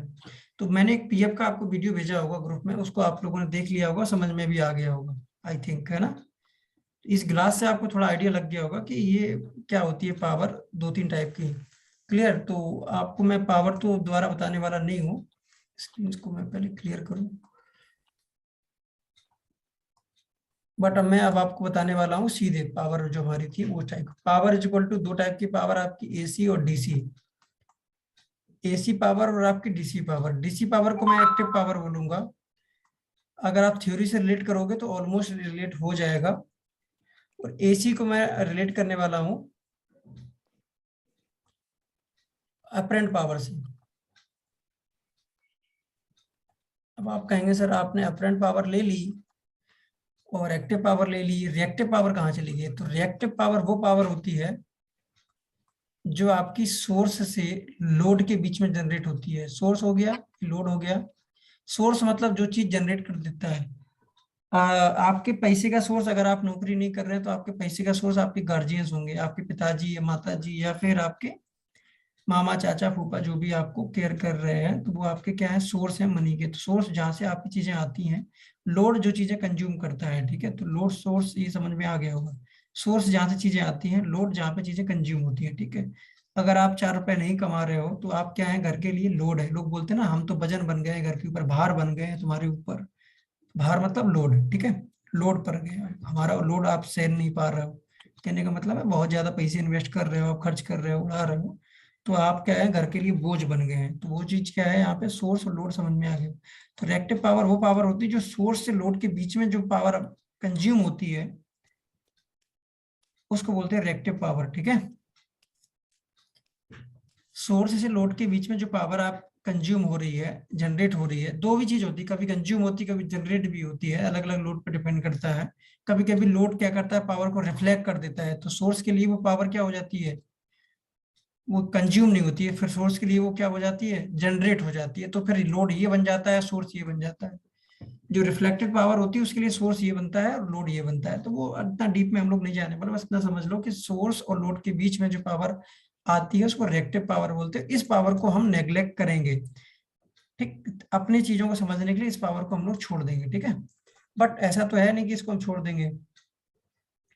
छोड़ इसलिए नहीं सकते हैं क्योंकि ये तो प्रैक्टिकली है, बट हम लोग नहीं पढ़ रहे हैं। वो मेरी बेवकूफ़ी है, आपकी है कि आप ऐसी चीजों को क्यों पढ़ रहे हो जो चीजें हैं प्रैक्टिकली और हम नहीं पढ़ना चाहते हो। देखो भाई साहब, अगर हम उनको पढ़ने जाएंगे तो कोई चीज समझ ही नहीं पाएंगे, बहुत हार्ड हो जाएगा। और कस्टमर को समझाना, खुद समझ पाना और कंपनी जो बना रही है उसको समझाना थोड़ा मुश्किल हो जाएगा। तो उसके लिए हम क्या करने वाले हैं, इस चीज को हम छोड़ देंगे। लेकिन हम ओवरऑल जब वो निकालेंगे एफिशिएंसी वगैरह सिस्टम की, तो इसको हम ले लिया करेंगे, ठीक है। बट वो किसी और तरीके से, उसको हम क्या लेंगे, वायर लॉसेस वगैरह और ट्रांसफार्मर लॉसेस, इस तरीके से लेंगे फिर, ठीक है। रिएक्टिव पावर तो हमको क्या याद रखना, एसी पावर और डीसी पावर है।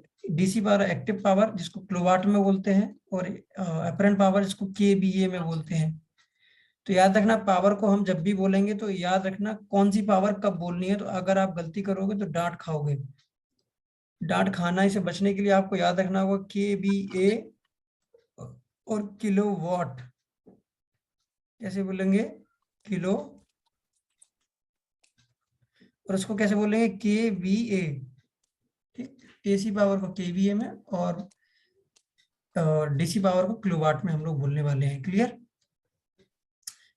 अब एसी पावर डीसी पावर और क्या डिफरेंस, ये तो मैंने आपको बता दिया कि ये पावर होती है। हेमंत स्क्रीन पे लिखा पढ़ी मत करो यार, क्या करते रहते हो आप लोग,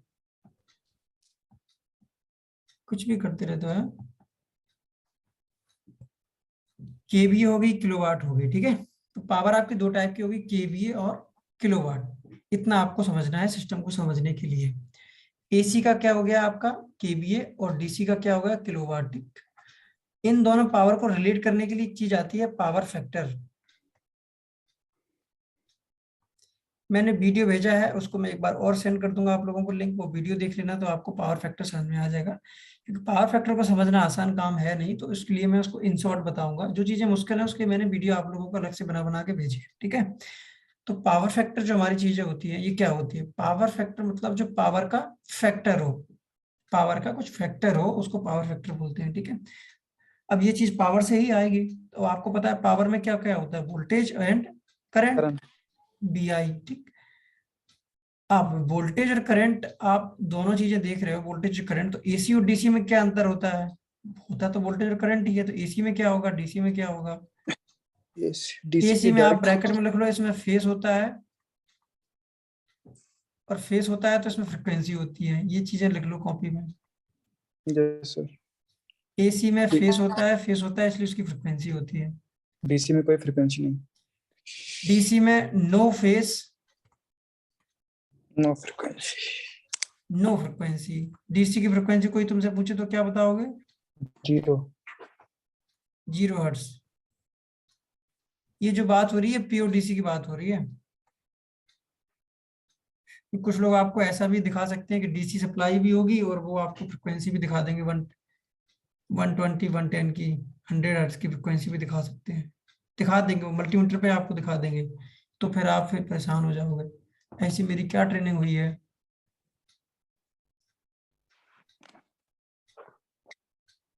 अशोक कुमार जी बहुत देर से माइक चाह रहे हैं, इनको माइक देते हैं भाई। अशोक जी, माइक लेने की कुछ कंडीशंस हैं, उसके लिए आपको हाथ खड़ा करना होता है। मैंने पहले भी कहा, अगर आपको माइक लेना है तो उसके लिए हाथ खड़ा करना होगा। मैं आपको लिस्ट में ढूंढूंगा तो मैं आधा टाइम इसी में लगा दूंगा। क्या पूछना चाह रहे अशोक कुमार, कहाँ हैं आप? सर अशोक नहीं, अनीश। अरे आप अनीस से अशोक कुमार जी क्वेश्चन पूछ रहे हैं, हाथ खड़ा करना सीख लो अशोक जी। काफी टाइम से मैं आपसे बात करने की कोशिश कर रहा था सर, मुझे इसको समझ में नहीं आ रहा था, आप हर बार मैं बैक कर दे जा रहे थे, पर मैं काफी टाइम से कुछ समझ में नहीं आ रहा। पावर के बारे में जो आप बता रहे थे, AC के विषय में और DC के विषय में जो आपने बताया, तो मैं यहाँ से कंफ्यूज हो गया, और कंफ्यूज में ही मैंने मैसेज करना चालू कर दिया था कि फिर से रिपीट कर दे, ताकि मेरे दिमाग में चढ़ जाए पूरी तरह से। और फिर तो से आप आप हाथ आगे से आप हाथ खड़ा कर देना अगर आपको कोई चीज पूछनी है। जी बॉस, थैंक यू सो ठीक मच है, सर, थैंक यू। आगे से ध्यान रखना, हाथ हाथ खड़ा, अभी हाथ रेस, हैंड रेस करना, अभी आप कैसे करोगे, करना जरा अभी। ऐसे सर, अपना हाथ खड़ा कर वीडियो में। अब वीडियो में हाथ खड़ा नहीं करना है। तो फिर नीचे देखो, मीटिंग में एक ऑप्शन आ रहा होगा, ये वाला। हाँ यही करना था आपको, तो अगर ये कर दी होता तो काम बन गया होता। ठीक है, आगे से याद रखना, ठीक है।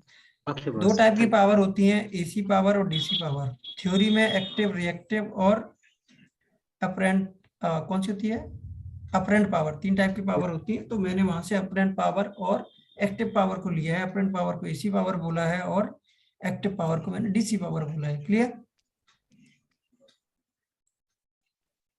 अशोक जी आपने माइक ही म्यूट कर दिया। आपने क्वेश्चन पूछा है तो एटलीस्ट आप माइक लेके रखते ना, आप गायब हो गए। कोई नहीं, मैं आपको बता देता हूँ। 2 टाइप की पावर होती है, AC पावर, DC पावर। उसमें से मैं यहाँ पे बता रहा हूँ पावर फैक्टर। ये पावर फैक्टर कहाँ से आएगा वो मैं यहीं पे समझाने जा रहा था। पावर जो होती है वोल्टेज इंटू करंट होती है, ठीक, वोल्टेज इंटू करंट होती है। लेकिन वोल्टेज और करंट अगर सीधे सीधे मल्टीप्लाई हो रहे हैं तब तो ठीक है, ठीक। मैंने आपसे कहा कि जैसे 2 चीजों को मिलाना है, दूध में पानी मिलाओगे तो क्या खराब होगा बताओ? दूध में पानी मिलाने से फायदा होता है या नुकसान होता है, ये बताओ। सर उसकी जो होती है डेंसिटी कम हो जाती है, मतलब थिक उसकी वो ठीक है, दूध की। इसकी डेंसिटी तो कम दूध होगी या बढ़ेगी? तो मतलब पतला हो जाएगा दूध, पड़ेगा। मतलब सर हाँ, उसकी तो सर। मैं आपको दूसरी तरीके से बताता हूँ। दूध में अगर पानी मिलाओगे तो पानी का फायदा है, दूध का नुकसान है। सही बोला मैंने? Yes sir. ठीक है, सर। जिसका पानी है उसको फायदा हो गया, क्योंकि उसको दूध मिल गया एक्स्ट्रा, ठीक है। जिसका दूध है उसमें पानी मिल जाएगा, उसको नुकसान हो जाएगा। तो चीजें यहाँ पे यही है, अगर आप वोल्टेज को करंट से सेम चीज में मिलाओगे तो फायदा फायदा है, अगर दोनों एक दूसरे के अपोजिट हो गई, आगे पीछे हो गई, तो क्या हो जाएगा, नुकसान हो जाएगा। तो पावर फैक्टर नाम की एक चीज है, तो पावर फैक्टर नाम के आप लोग मैसेज ऐसे भेजते हो कि मैं दुखी हो जाता हूँ। मेरी आपसे कभी बात नहीं हुई तो आपको बात करने का मन कर रहा है क्या? तो माइक ले लो भाई, बात कर लो मुझसे, क्या बात करनी है आपको? तिवारी जी, मैंने आपको कहा है जिसको भी माइक चाहिए होगा उसके लिए सिंपल कंडीशन है, हाथ खड़ा करिए, मैं आपको माइक दूंगा। अगर आप मैसेज भेजते रहोगे तो मैं माइक नहीं दे पाऊंगा आप लोगों को, ऐसे रिटर्न मत किया करो, ठीक है। तो सेम चीज यहाँ पे वोल्टेज और करंट अगर सेम फेस में है, कहने का मतलब डीसी में क्या होता है, कोई फेस होता ही नहीं है, तो वोल्टेज और करंट सेम फेस में होते हैं तो नो फ्रिक्वेंसी होती है। तो यहाँ पे पावर फैक्टर नाम की चीज नहीं होती है। पावर फैक्टर किसमें होगा, एसी में। क्यों? क्योंकि Yes, फेस sir. होता है। अब फेस क्या होती है, फेस मैं आपको बताता हूँ। ये हस्बैंड वाइफ है, हस्बैंड हो गया और ये वाइफ हो गई। हस्बैंड वाइफ दोनों, अगर दोनों एक दूसरे के समझदार हैं, दोनों मिल के काम कर रहे हैं, तो आपका घर क्या कर जाएगा, ग्रो, आगे बढ़ जाएगा, है ना। है ना, यही तो होगा ना। दोनों के बीच में अच्छी अंडरस्टैंडिंग है तो आपकी लाइफ आगे बढ़ जाएगी ना। कोई भी हो, दो पार्टनर है, मतलब बिजनेस पार्टनर है, दोनों में प्रॉपर अंडरस्टैंडिंग अगर है तो बिजनेस आपका ग्रो कर जाएगा। मान लो पार्टनर 1 और पार्टनर 2 में अनबन चल रही है, पार्टनर कह रहा है ये काम करेंगे, वो कह रहा है ये काम करेंगे, तो बिजनेस क्या करेगा, बढ़ेगा या कम होगा, कम हो जाएगा। कम हो जाएगा। सेम चीज है एसी में। मैं आपको बताता हूँ, मैंने आपसे कहा कि वोल्टेज +12 का था, करंट -2 का था, इनको गुणा करेंगे तो वैल्यू क्या आएगी, बताओ जरा। माइनस प्लस माइनस के 24 आएगी। Yes sir. 12 बड़ा है या 24 बड़ा है, 24 बड़ा है, लेकिन माइनस के 24 छोटा है, ठीक है। माइनस का 24 छोटा है, तो कुल मिला के रिजल्ट क्या आया, करंट के हिसाब से आया, ठीक। करंट के जो रुख था उसके हिसाब से आया। मैंने कहा -12 × 2 वोल्ट प्लस के, तो रिजल्ट क्या आया सर -24। किसके मतलब से आया, वोल्टेज के अनुरूप आया, नेगेटिव साइन जिसके पास था। मैंने कहा -12 × -2, तो क्या आया 24 वोल्ट। 24 दोनों के अपोजिट आ गया, +12 × 2 24 वोल्ट, दोनों के अनुरूप आ गया, जो दोनों चाह रहे थे वही हो गया। तो ये दोनों, यहाँ पे दोनों अपोजिट हैं तो उल्टा रिजल्ट आ रहा है। इसके अपोजिट हो गया ना, वोल्टेज के अपोजिट हो गया। यहाँ पे किसके अपोजिट हो गया था, यहाँ भी वोल्टेज के अपोजिट हो गया था, है ना। यहाँ पे सर, यस सर। वोल्टेज के अपोजिट ऊपर भी हुआ था, यहाँ भी नीचे भी वोल्टेज के अपोजिट ही हुआ था, ठीक है। Yes yes sir. अरे यहाँ पे करंट के अपोजिट होगा, यहाँ भी लिख दिया मैंने, यहाँ पे करंट के अपोजिट रिजल्ट आया। तो कहने का मतलब है, जैसे दूध में अगर पानी मिलाओगे तो दूध का नुकसान है, पानी में अगर दूध मिलाओगे तो पानी का फायदा है। बात समझ गए होंगे आप लोग, है ना। एक का फायदा होता है, दूसरे का नुकसान होता है, इस टाइप का ये चलता है। पावर फैक्टर में क्या होता है, अगर आपकी पावर डीसी है तो आपकी पावर में कोई नुकसान नहीं होगा, पावर फैक्टर की वजह से। ये मतलब पावर कोई नुकसान नहीं होगा। अगर आपकी पावर एसी है तो पावर फैक्टर आपका नुकसान कर सकता है। कितना नुकसान कर सकता है, 10% नुकसान कर सकता है, 20% नुकसान कर सकता है, 15%, 30%, जितना चाहे उतना नुकसान पावर फैक्टर का 100% भी नुकसान कर सकता है। ठीक है, तो इसका पावर फैक्टर का फिक्स नहीं होता है, वो डिपेंड करता है किस फेस में जा रहा है। तो जब आपको एसी वेवफॉर्म बनाई जाएगी, जैसे एसी वेवफॉर्म ये मैं आपको बना देता हूँ, साइन वेव है, आप लोग इसको समझ पा रहे हो, साइन वेव है, लेकिन ये वोल्टेज की है, ये करंट की है, आप बता नहीं सकते हो। मैंने कहा ये वोल्टेज की वेवफॉर्म है, साइनसोइडल साइनसोइडल वेवफॉर्म है, वोल्टेज की है। तो अब ये डिपेंड करेगा आपका लोड क्या है, उस पर डिपेंड करेगी आपकी करंट की वेवफॉर्म। मैंने कहा रेजिस्टिव लोड लगा हुआ है, तो रेजिस्टिव लोड लगा हुआ है तो करंट की वेवफॉर्म ये बन गई। मैं बड़ा संभल के बना रहा हूँ, लाइक से। ठीक है। ये साइन वेव है, ये ब्लू कलर की लाइन क्या होगी, करंट होगी, और ग्रीन कलर की लाइन क्या होगी आपके, सब वोल्टेज वोल्टेज होगी। तो पावर, मुझे ये बताओ, यहाँ पे जो पावर आएगी वो पॉजिटिव आएगी, गुणा करोगे आप, यहाँ पे पावर पॉजिटिव आएगी क्योंकि वोल्टेज भी पॉजिटिव, जीरो है ये, यस सर। यस जीरो से सर। ऊपर की चीजें नेगेटिव पॉजिटिव होती हैं और जीरो से नीचे की चीजें क्या होती है, नेगेटिव। तो यहाँ पे पावर पॉजिटिव आएगी, यहाँ पे भी पॉजिटिव आएगी, यहाँ पे भी पॉजिटिव आएगी। देख पा रहे हो, क्योंकि यहाँ पे दोनों नेगेटिव है, दोनों नेगेटिव मल्टीप्लाई करोगे तो रिजल्ट पॉजिटिव आएंगे। तो आप कहोगे ये तो नेगेटिव में बना दिया सर आपने, तो ये पावर का प्लॉट नहीं था, ये वोल्टेज और करंट का प्लॉट था। पावर का अगर मैं प्लॉट बनाऊंगा तो क्या बनेगा, पावर का प्लॉट ऐसे बनेगा। मैं दूसरे कलर से इसी पे बना देता हूँ, पावर का जो प्लॉट बनेगा वो ऐसे बनेगा। Positive positive positive.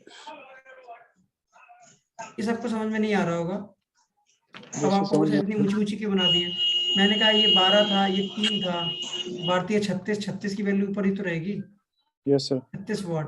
जी अब सर। आप कहोगे सर ये नेगेटिव था, ये नेगेटिव था, आपने ऊपर क्यों बना दिया इसको ऊपर? भाई साहब इसलिए क्योंकि ये नेगेटिव में था, ये नेगेटिव में था, माइनस माइनस ये कितना, -12 वोल्ट, तो ये -3 वोल्ट, तो -3 -12 गुणा करोगे तो 36 वाट की पावर उसके ऊपर आएगी। तो आप समझ गए होगे कि मैंने यहाँ पर लोड कौन सा लिया था, ये लोड पर डिपेंड करता है। लोड आपका यहाँ पे क्या था, रेजिस्टिव।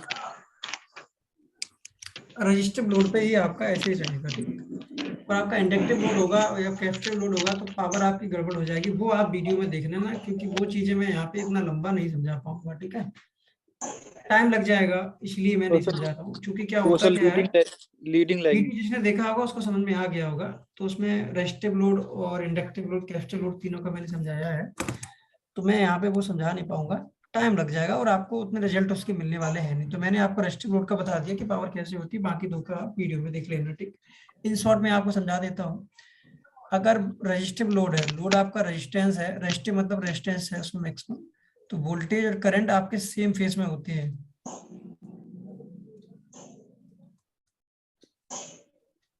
रेजिस्टिव फेज का मतलब ही होता है डीसी लोड, कह सकते हो डीसी लोड है, ठीक है। और डीसी लोड कह लो या फिर डीसी सोर्स कह लो, दोनों चीजें समझ लो सेम ही है। डीसी सोर्स जो डीसी पावर होगी उसके लिए रेजिस्टिव लोड हो तो वोल्टेज, तो दोनों के लिए सेम होता है, रेजिस्टिव लोड रेजिस्टिव सोर्स दोनों के लिए सेम होता है, एसी के लिए भी और डीसी के लिए भी, ठीक है।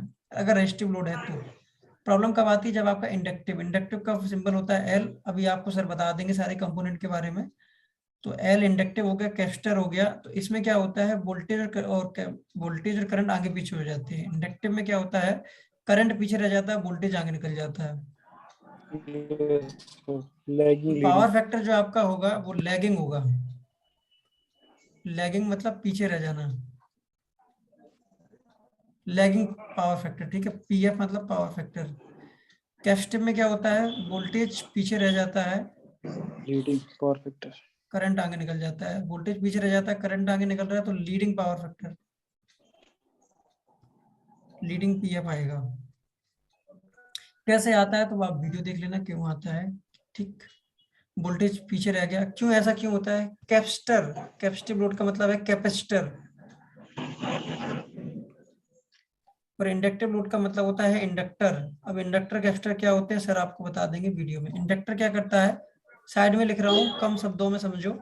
इंडक्टर आपका करंट स्टोर करता है, करंट स्टोर कर लेता है। कैपेसिटर आपका क्या करता है, वोल्टेज को स्टोर करता है। मैंने कहा ये ऊपर से पानी बरस रहा है, वो टैप से पानी आ रहा है, मतलब नल से पानी आ रहा है, ये पानी फ्लोर पे गिर रहा था, मैंने यहाँ पे बाल्टी लगा दी। तो अब मुझे बताओ कि बाल्टी भरने के बाद पानी फ्लोर पे आएगा या फिर पहले ही आ जाएगा, बाल्टी भरने के बाद ही तो आएगा ना। Yes sir. तो पानी जी आने सर। में अब टाइम लगे ना, जमीन पे पानी आने में टाइम लग जाएगा। तो यहाँ पे अब इंडक्टर आपका करंट को स्टोर कर रहा है, तो करंट पीछे रह जाएगा ना, यस सर। करंट पीछे रह जाएगा तो लैगिंग आ जाएगा, चीज लैग कर रही है पीछे, ठीक। करंट करंट की वजह से लीडिंग लैगिंग होता है। और कैपेसिटर में क्या होता है, कैपेसिटर आपका वोल्टेज को स्टोर करता है, वोल्टेज को वोल्टेज। जब स्टोर करता है तो वोल्टेज पीछे रह जाएगा, क्योंकि जो चीज स्टोर हो रही है वो बाद में पहुंचेगी वहां पे, क्योंकि वो रोक दी गई है कहीं पे।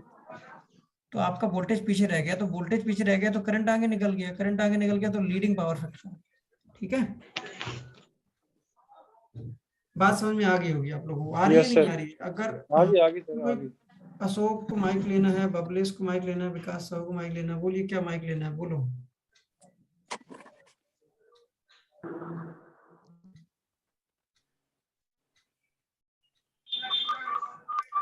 आप लोग ऐसे हाथ खड़ा कर देते हो, अगर आपको माइक नहीं लेना तो आप देख जाए हाथ क्यों खड़ा करते हो आप? क्या कह रहे हो? सर जब माइक की बात करते हैं तब तो आप देते नहीं हैं, जब हमें पूछना होता है वो काफी टॉपिक आगे चला जाता है, तो फिर उसमें क्या सवाल जवाब करें। सर आप वो डिस्टर्ब होता है फिर आपका भी, तो मैं डिस्टर्ब थोड़ा ना करना। आप पूछ लीजिए। एक सेकंड, ये बुरा मान गए, इनको थोड़ा सच से वास्ता नहीं है, इनको थोड़ा सच से वाकिफ करवाता हूँ मैं, ठीक है।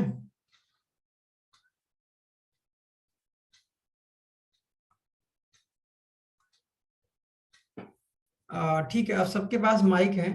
अब दिल चाहे तब आप अपना क्वेश्चन पूछ सकते हो, ठीक है।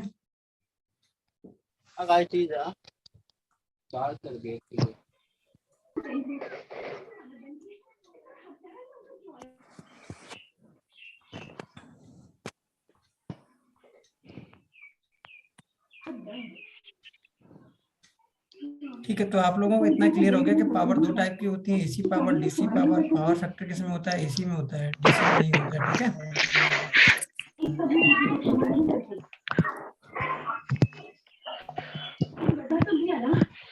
अब समझ में आ रहा है आपको माइक लेने का मजा? हेलो,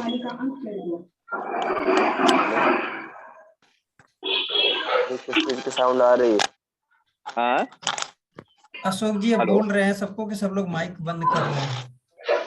जी, मैं पूरा 3 घंटे भी ट्राई करूंगा तो सब लोग माइक बंद तब भी नहीं करेंगे। अशोक जी मुझे पता है, तो इसलिए मैं सबको म्यूट करके रखा हूँ, ठीक है। क्या बोल रहे हैं सर? समझ में नहीं आ रही बात। हाँ, इनको नहीं समझ में आई है ना। हेलो, क्या सर? सर माइक बंद कर दीजिए सबका। हेलो, बंद कर ध्यान दीजिए रखें, जब आपको सर, क्वेश्चन बंद कर पूछना दीजिए, हो कोई तो बात माइक नहीं। लेके अपना क्वेश्चन पूछ सकते हैं। मैं सबको माइक नहीं दूंगा, मैंने आज लास्ट बार बता बंद दिया कर दीजिए, बंद कर दीजिए, डिस्टर्ब हो रहा है। बहुत डिस्टर्ब हो रहा है। Sir Tripathi sir. ठीक है, मैंने सबको माइक बंद कर दिया। जिसको माइक लेना हो क्वेश्चन लेके अब हैंड रेस करके अपना माइक ऑन करवा सकता है, अपना क्वेश्चन पूछ सकता है। मैं सबको माइक नहीं दूंगा, वजह क्या है, ये प्रॉब्लम थी, ठीक है। अभी 8 लोगों ने माइक एक साथ ऑन कर लिया था, अब इनको ये नहीं पता रहता है कि माइक ऑन है क्या है, तो ये प्रॉब्लम हो जाती है। फिर इसलिए मैंने सबको माइक नहीं दे सकता हो। जिसको क्वेश्चन पूछना होगा वो अपना हैंड रेस करके क्वेश्चन पूछ सकता है, ठीक है। एसी पावर, डीसी पावर आपको इतना समझ में आ गया। क्या एसी पावर को हम स्टोर कर सकते हैं? एसी पावर में क्या होती है, थोड़ा तिरछा लिख रहा हूं मैं, इसको कैसे सीधा करूं, ऐसे कर लेता हूं। एसी पावर को हम स्टोर नहीं कर सकते हैं, स्टोर नहीं कर सकते हैं। क्यों स्टोर नहीं कर सकते हैं? इसकी वजह कोई बताएगा मुझे? इसकी भाई साहब वजह कोई बताएगा? एसी डीसी को स्टोर कर सकते हैं। ऋषिकेश ने हैंड रेस किया, बताइए ऋषिकेश जी क्यों स्टोर नहीं कर सकते? सर एसी को फ्रीक्वेंसी होती है, इसलिए वो हम नहीं कर सकते।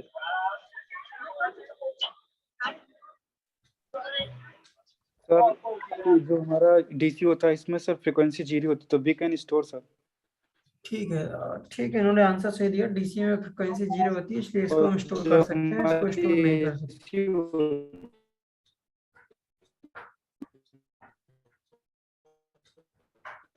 चलो उसकी वजह ये है, मैं बता देता हूँ आपको।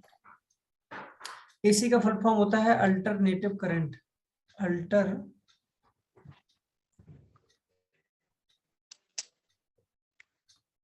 डीसी का, ओ ये इस पे नीचे लिख दिया मैंने, ठीक है। डीसी का फुल फॉर्म यहाँ पे लिख दे रहा हूँ मैं।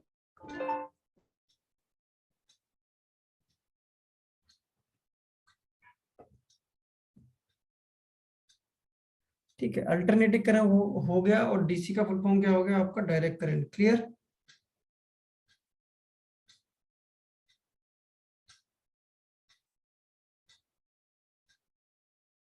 ठीक है, अब मैं ब्रिजेन सर है क्या मीटिंग में?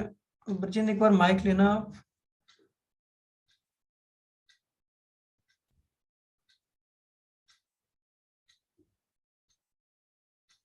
ब्रिजेंद्र,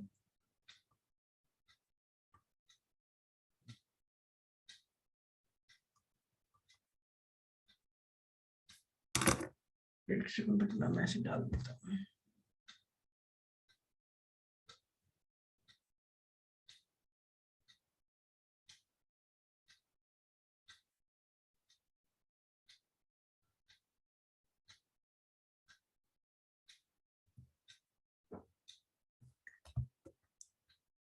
ठीक है, तो अल्टरनेटिंग करंट और डायरेक्ट करंट, तो अल्टरनेट और डायरेक्ट में क्या डिफरेंस है, मैं यहाँ पे ब्रीफ फॉर्म करके बता देता हूँ।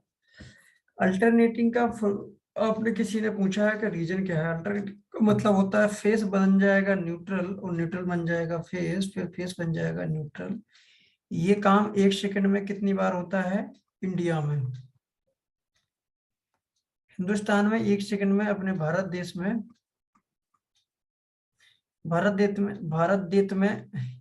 कभी जवान फिसल जाए, भारत देश में 1 सेकंड में ये कितनी बार होता है? 50 बार।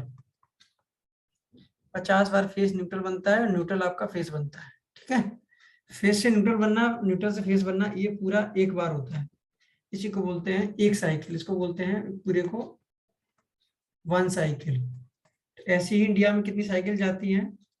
50 साइकिल, 50 चक्कर लगते हैं ऐसे। ठीक है, इसलिए इसको बोलते हैं अल्टरनेटिंग करंट। ठीक, face neutral, neutral face, neutral face, face neutral, ये होता रहता है। टीसी में डायरेक्ट करंट होता है, कोई भी चेंजेस नहीं होते, प्लस प्लस रहेगा, माइनस माइनस रहेगा। ठीक है, तो इस चीजों को समझने के लिए पहले हम समझ लेते हैं कि न्यूट्रल फेस अर्थ ये क्या होते हैं। इस चीज को मैं खत्म करके फिर मैं ब्रिजेश सर को बुलाऊंगा, वो आपका आगे कंटिन्यू करेंगे। ठीक, एक टॉपिक आप लोगों ने उसका फेस, एक होता है न्यूट्रल, एक होता है अर्थ, एक होता है ग्राउंड। इनके बीच में डिफरेंस अगर आपको नहीं पता है तो आप अभी कॉपी में लिख लेना। ठीक है, इनके बीच में आपको डिफरेंस पता होना चाहिए, शॉर्ट सर्किट, ओपन सर्किट।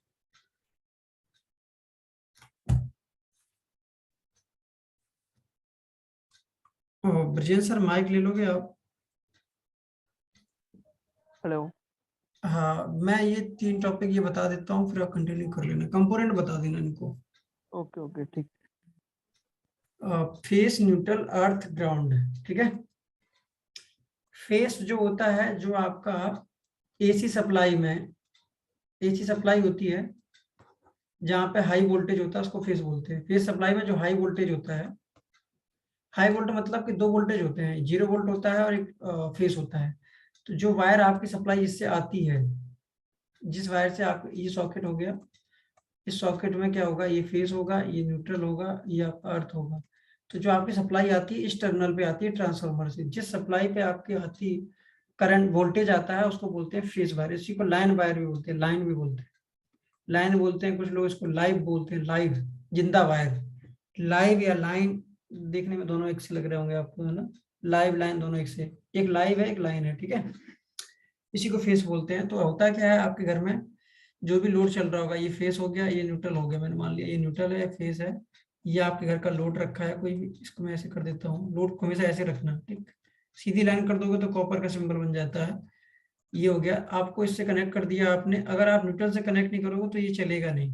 क्यों नहीं चलेगा? कि 220 की सप्लाई यहाँ तक थी, आपने लगा दिया, यहाँ तक आ गई आपकी 220 की सप्लाई। ठीक, लेकिन ये 220 की सप्लाई चलने से ये चलेगा थोड़ा ना, इसको चाहिए वोल्टेज डिफरेंस। तो अगर आपने खुद अपने हाथों से इसको न्यूट्रल दे दिया, चल के आगे इसको टच कर दिया, इसके वायर को पकड़ लिया, तो आपका पैर जमीन पे है, 0 वोल्ट होता है अर्थ का, ये 220 है, तो ये पंखा चलने लगेगा और आप भी घूमने लगोगे। ठीक है, सिर घूमने लगेगा मतलब। ठीक है, तो ये चल जाएगा और आपको झटका लग जाएगा। तो इससे बचने के लिए क्या किया जाता है, इस 220 की सप्लाई को वापस भी भेजना है तो इसको हम इससे जोड़ देते हैं, तभी तो पंखा चलता है, फेस न्यूट्रल दोनों देने पर, तो ये वापस सप्लाई चली जाती है। तो आने वाली सप्लाई को बोलते हैं फेस और जाने वाली सप्लाई को बोलते हैं न्यूट्रल। अब कुछ लोग कह रहे हैं एसी में तो सब चेंज होता रहता है, ऐसे कैसे? हाँ, सही कह रहे हो आप। ये वायर अभी फेस थी, ये न्यूट्रल थी, थोड़ी देर बाद ये बन जाएगी फेस, ऊपर वाली बन जाएगी न्यूट्रल। फिर क्या होगा, करंट की डायरेक्शन चेंज हो जाएगी। अल्टरनेटिव करंट उसका फुल फॉर्म होता है। तो करंट आएगा ऐसे और जाएगा ऐसे, तो करंट की डायरेक्शन यू हो जाएगी। ठीक, तो फेस ये हो जाएगा, फिर न्यूट्रल ये हो जाएगा। ये कैसे चेंज होता है? 1 सेकंड में कितनी बार चेंज होती है? ये इंडिया में 50 बार, अमेरिका में 60 बार।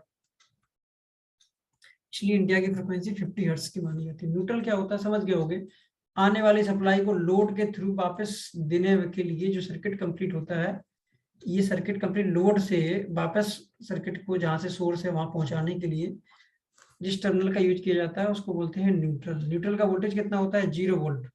और सिंगल फेज का वोल्टेज कितना होता है? 220 वोल्ट। ठीक है, अर्थ क्या होता है? प्रोटेक्शन में यूज होती है ये। अर्थ का मतलब क्या होता है? प्रोटेक्शन, बचाव। अर्थ का मतलब होता है प्रोटेक्शन। कोई भी चीज से बचाव करने के लिए हम लोग क्या यूज करते हैं? प्रोटेक्शन। कंडोम का यूज हम लोग क्यों करते हैं? प्रोटेक्शन के लिए। कुछ लोग बहुत खुश हो रहे होंगे, नाम सुनते ही खुश हो रहे हैं, बताओ।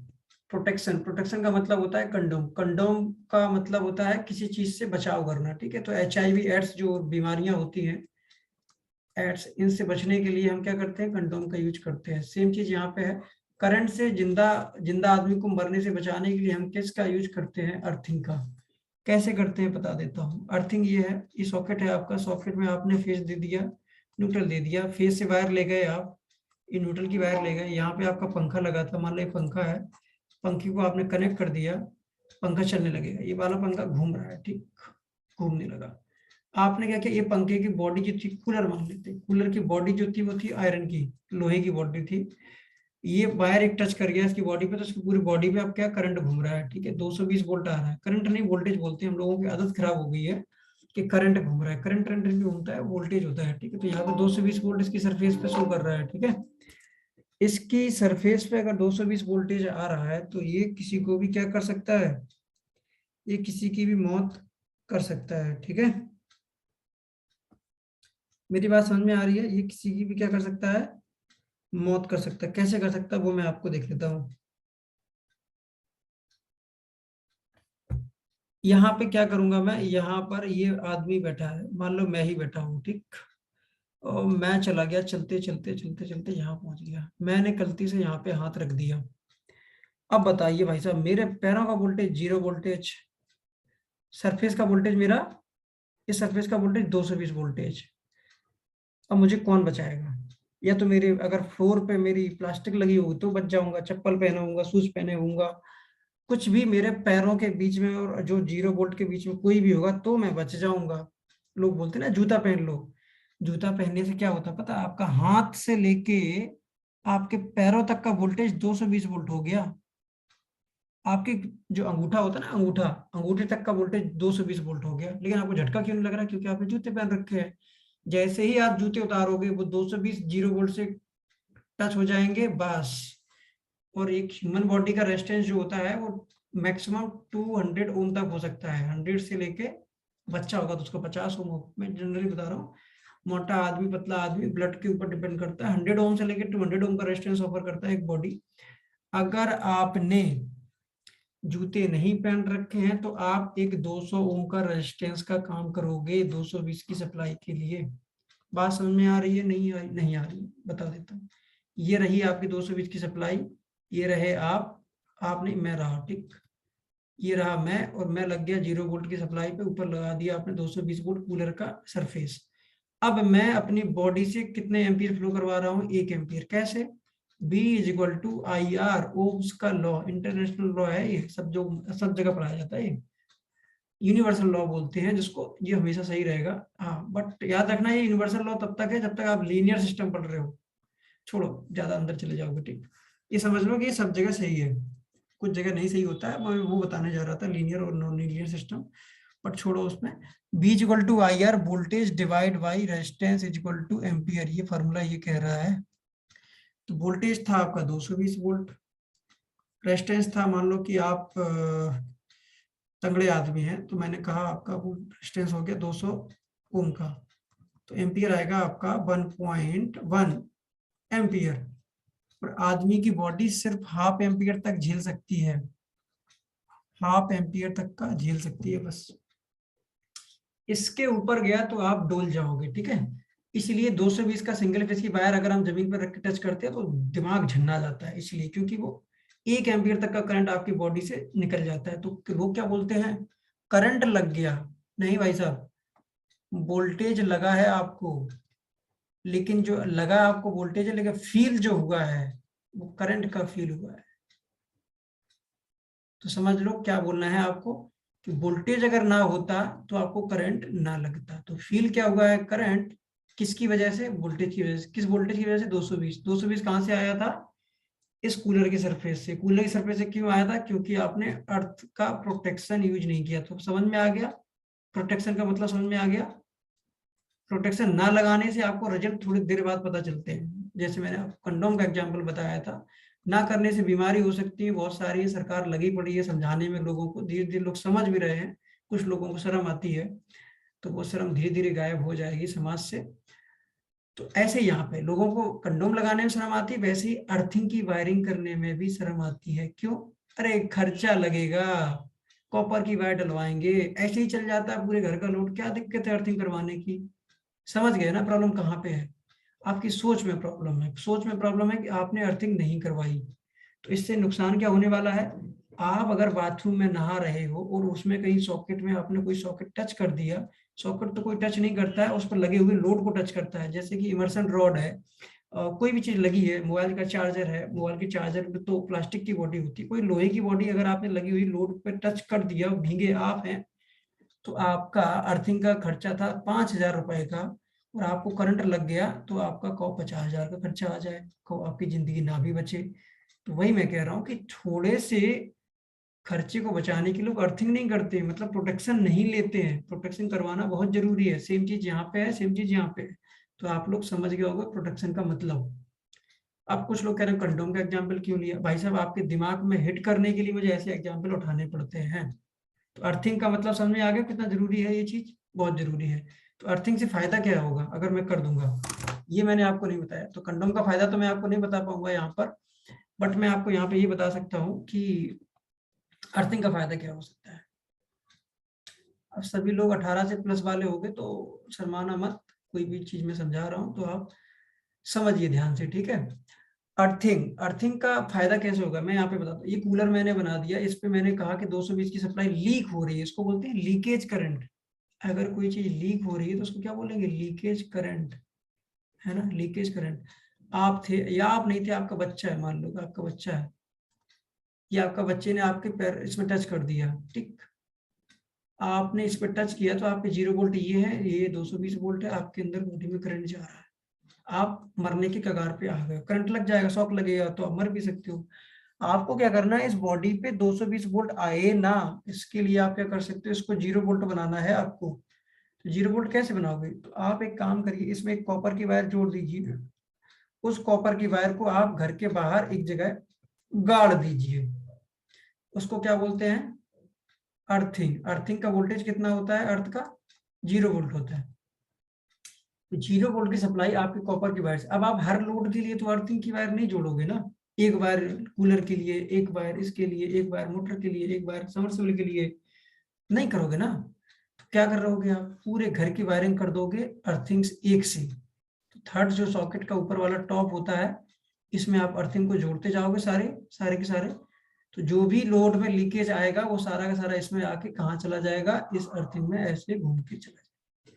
मेरी बात समझ में आ गई होगी। किसी को नहीं समझ में आई है तो पूछ लेना, इसके बाद मैं चलता हूँ ग्रांट की चीज समझाने के लिए। अर्थिंग समझ में आ गई होगी, प्रोटेक्शन होता है, और प्रोटेक्शन से आपको कंडोम याद आएगा तो आपको चीजें दिमाग में एकदम क्लियर हो जाएंगी, कितनी जरूरत की चीज है प्रोटेक्शन लेना, ठीक है।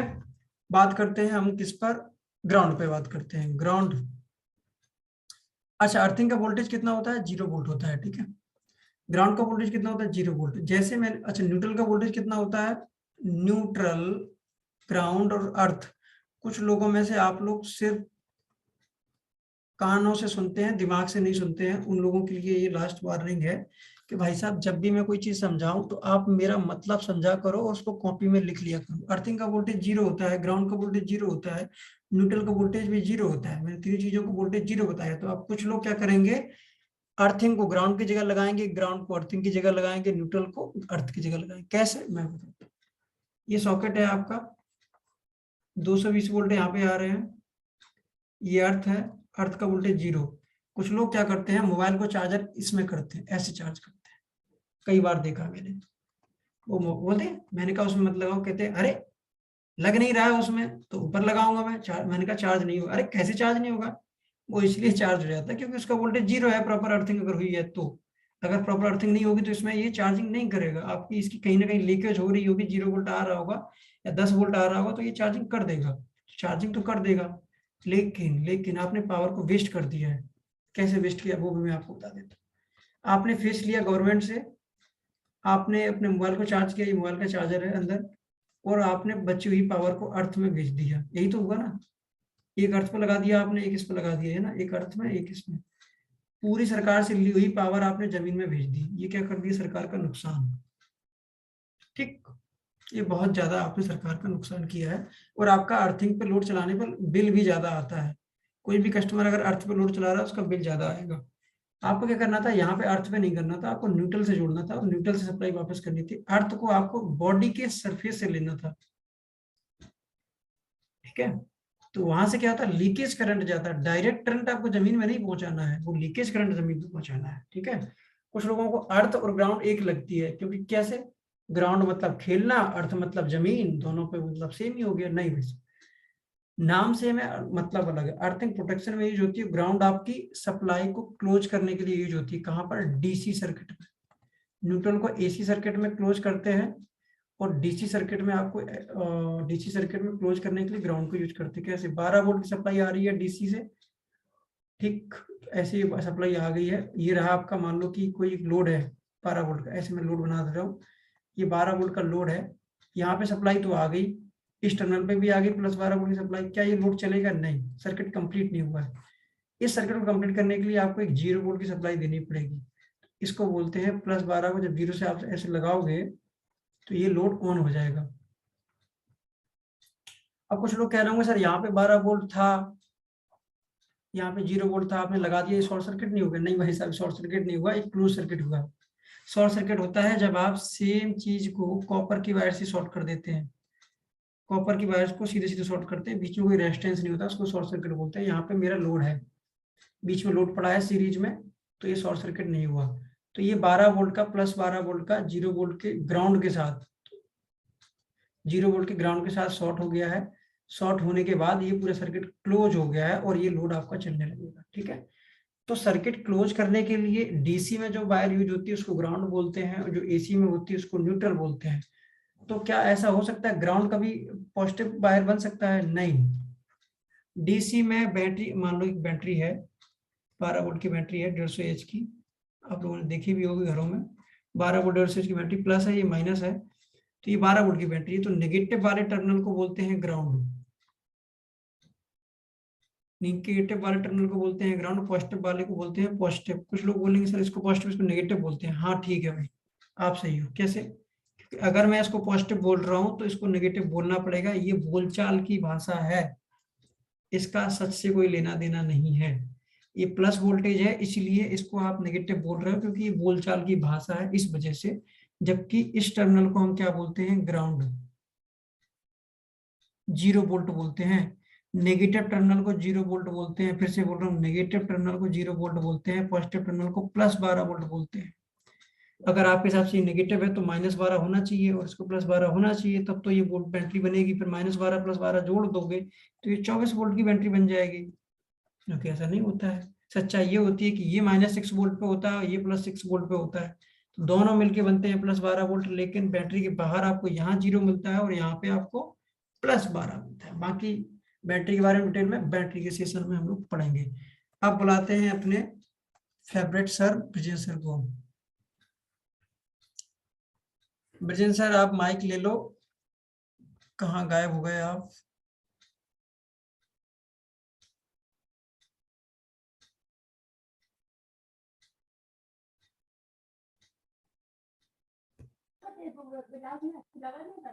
हेलो।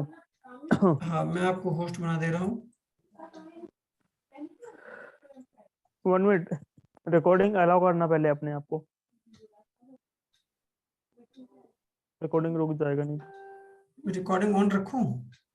रहने दो, अच्छा रिकॉर्डिंग है एक है हमारी। अपने पास रिकॉर्डिंग, ओके ओके, रहने दो। मैं ऑफ कर दे रहा हूँ।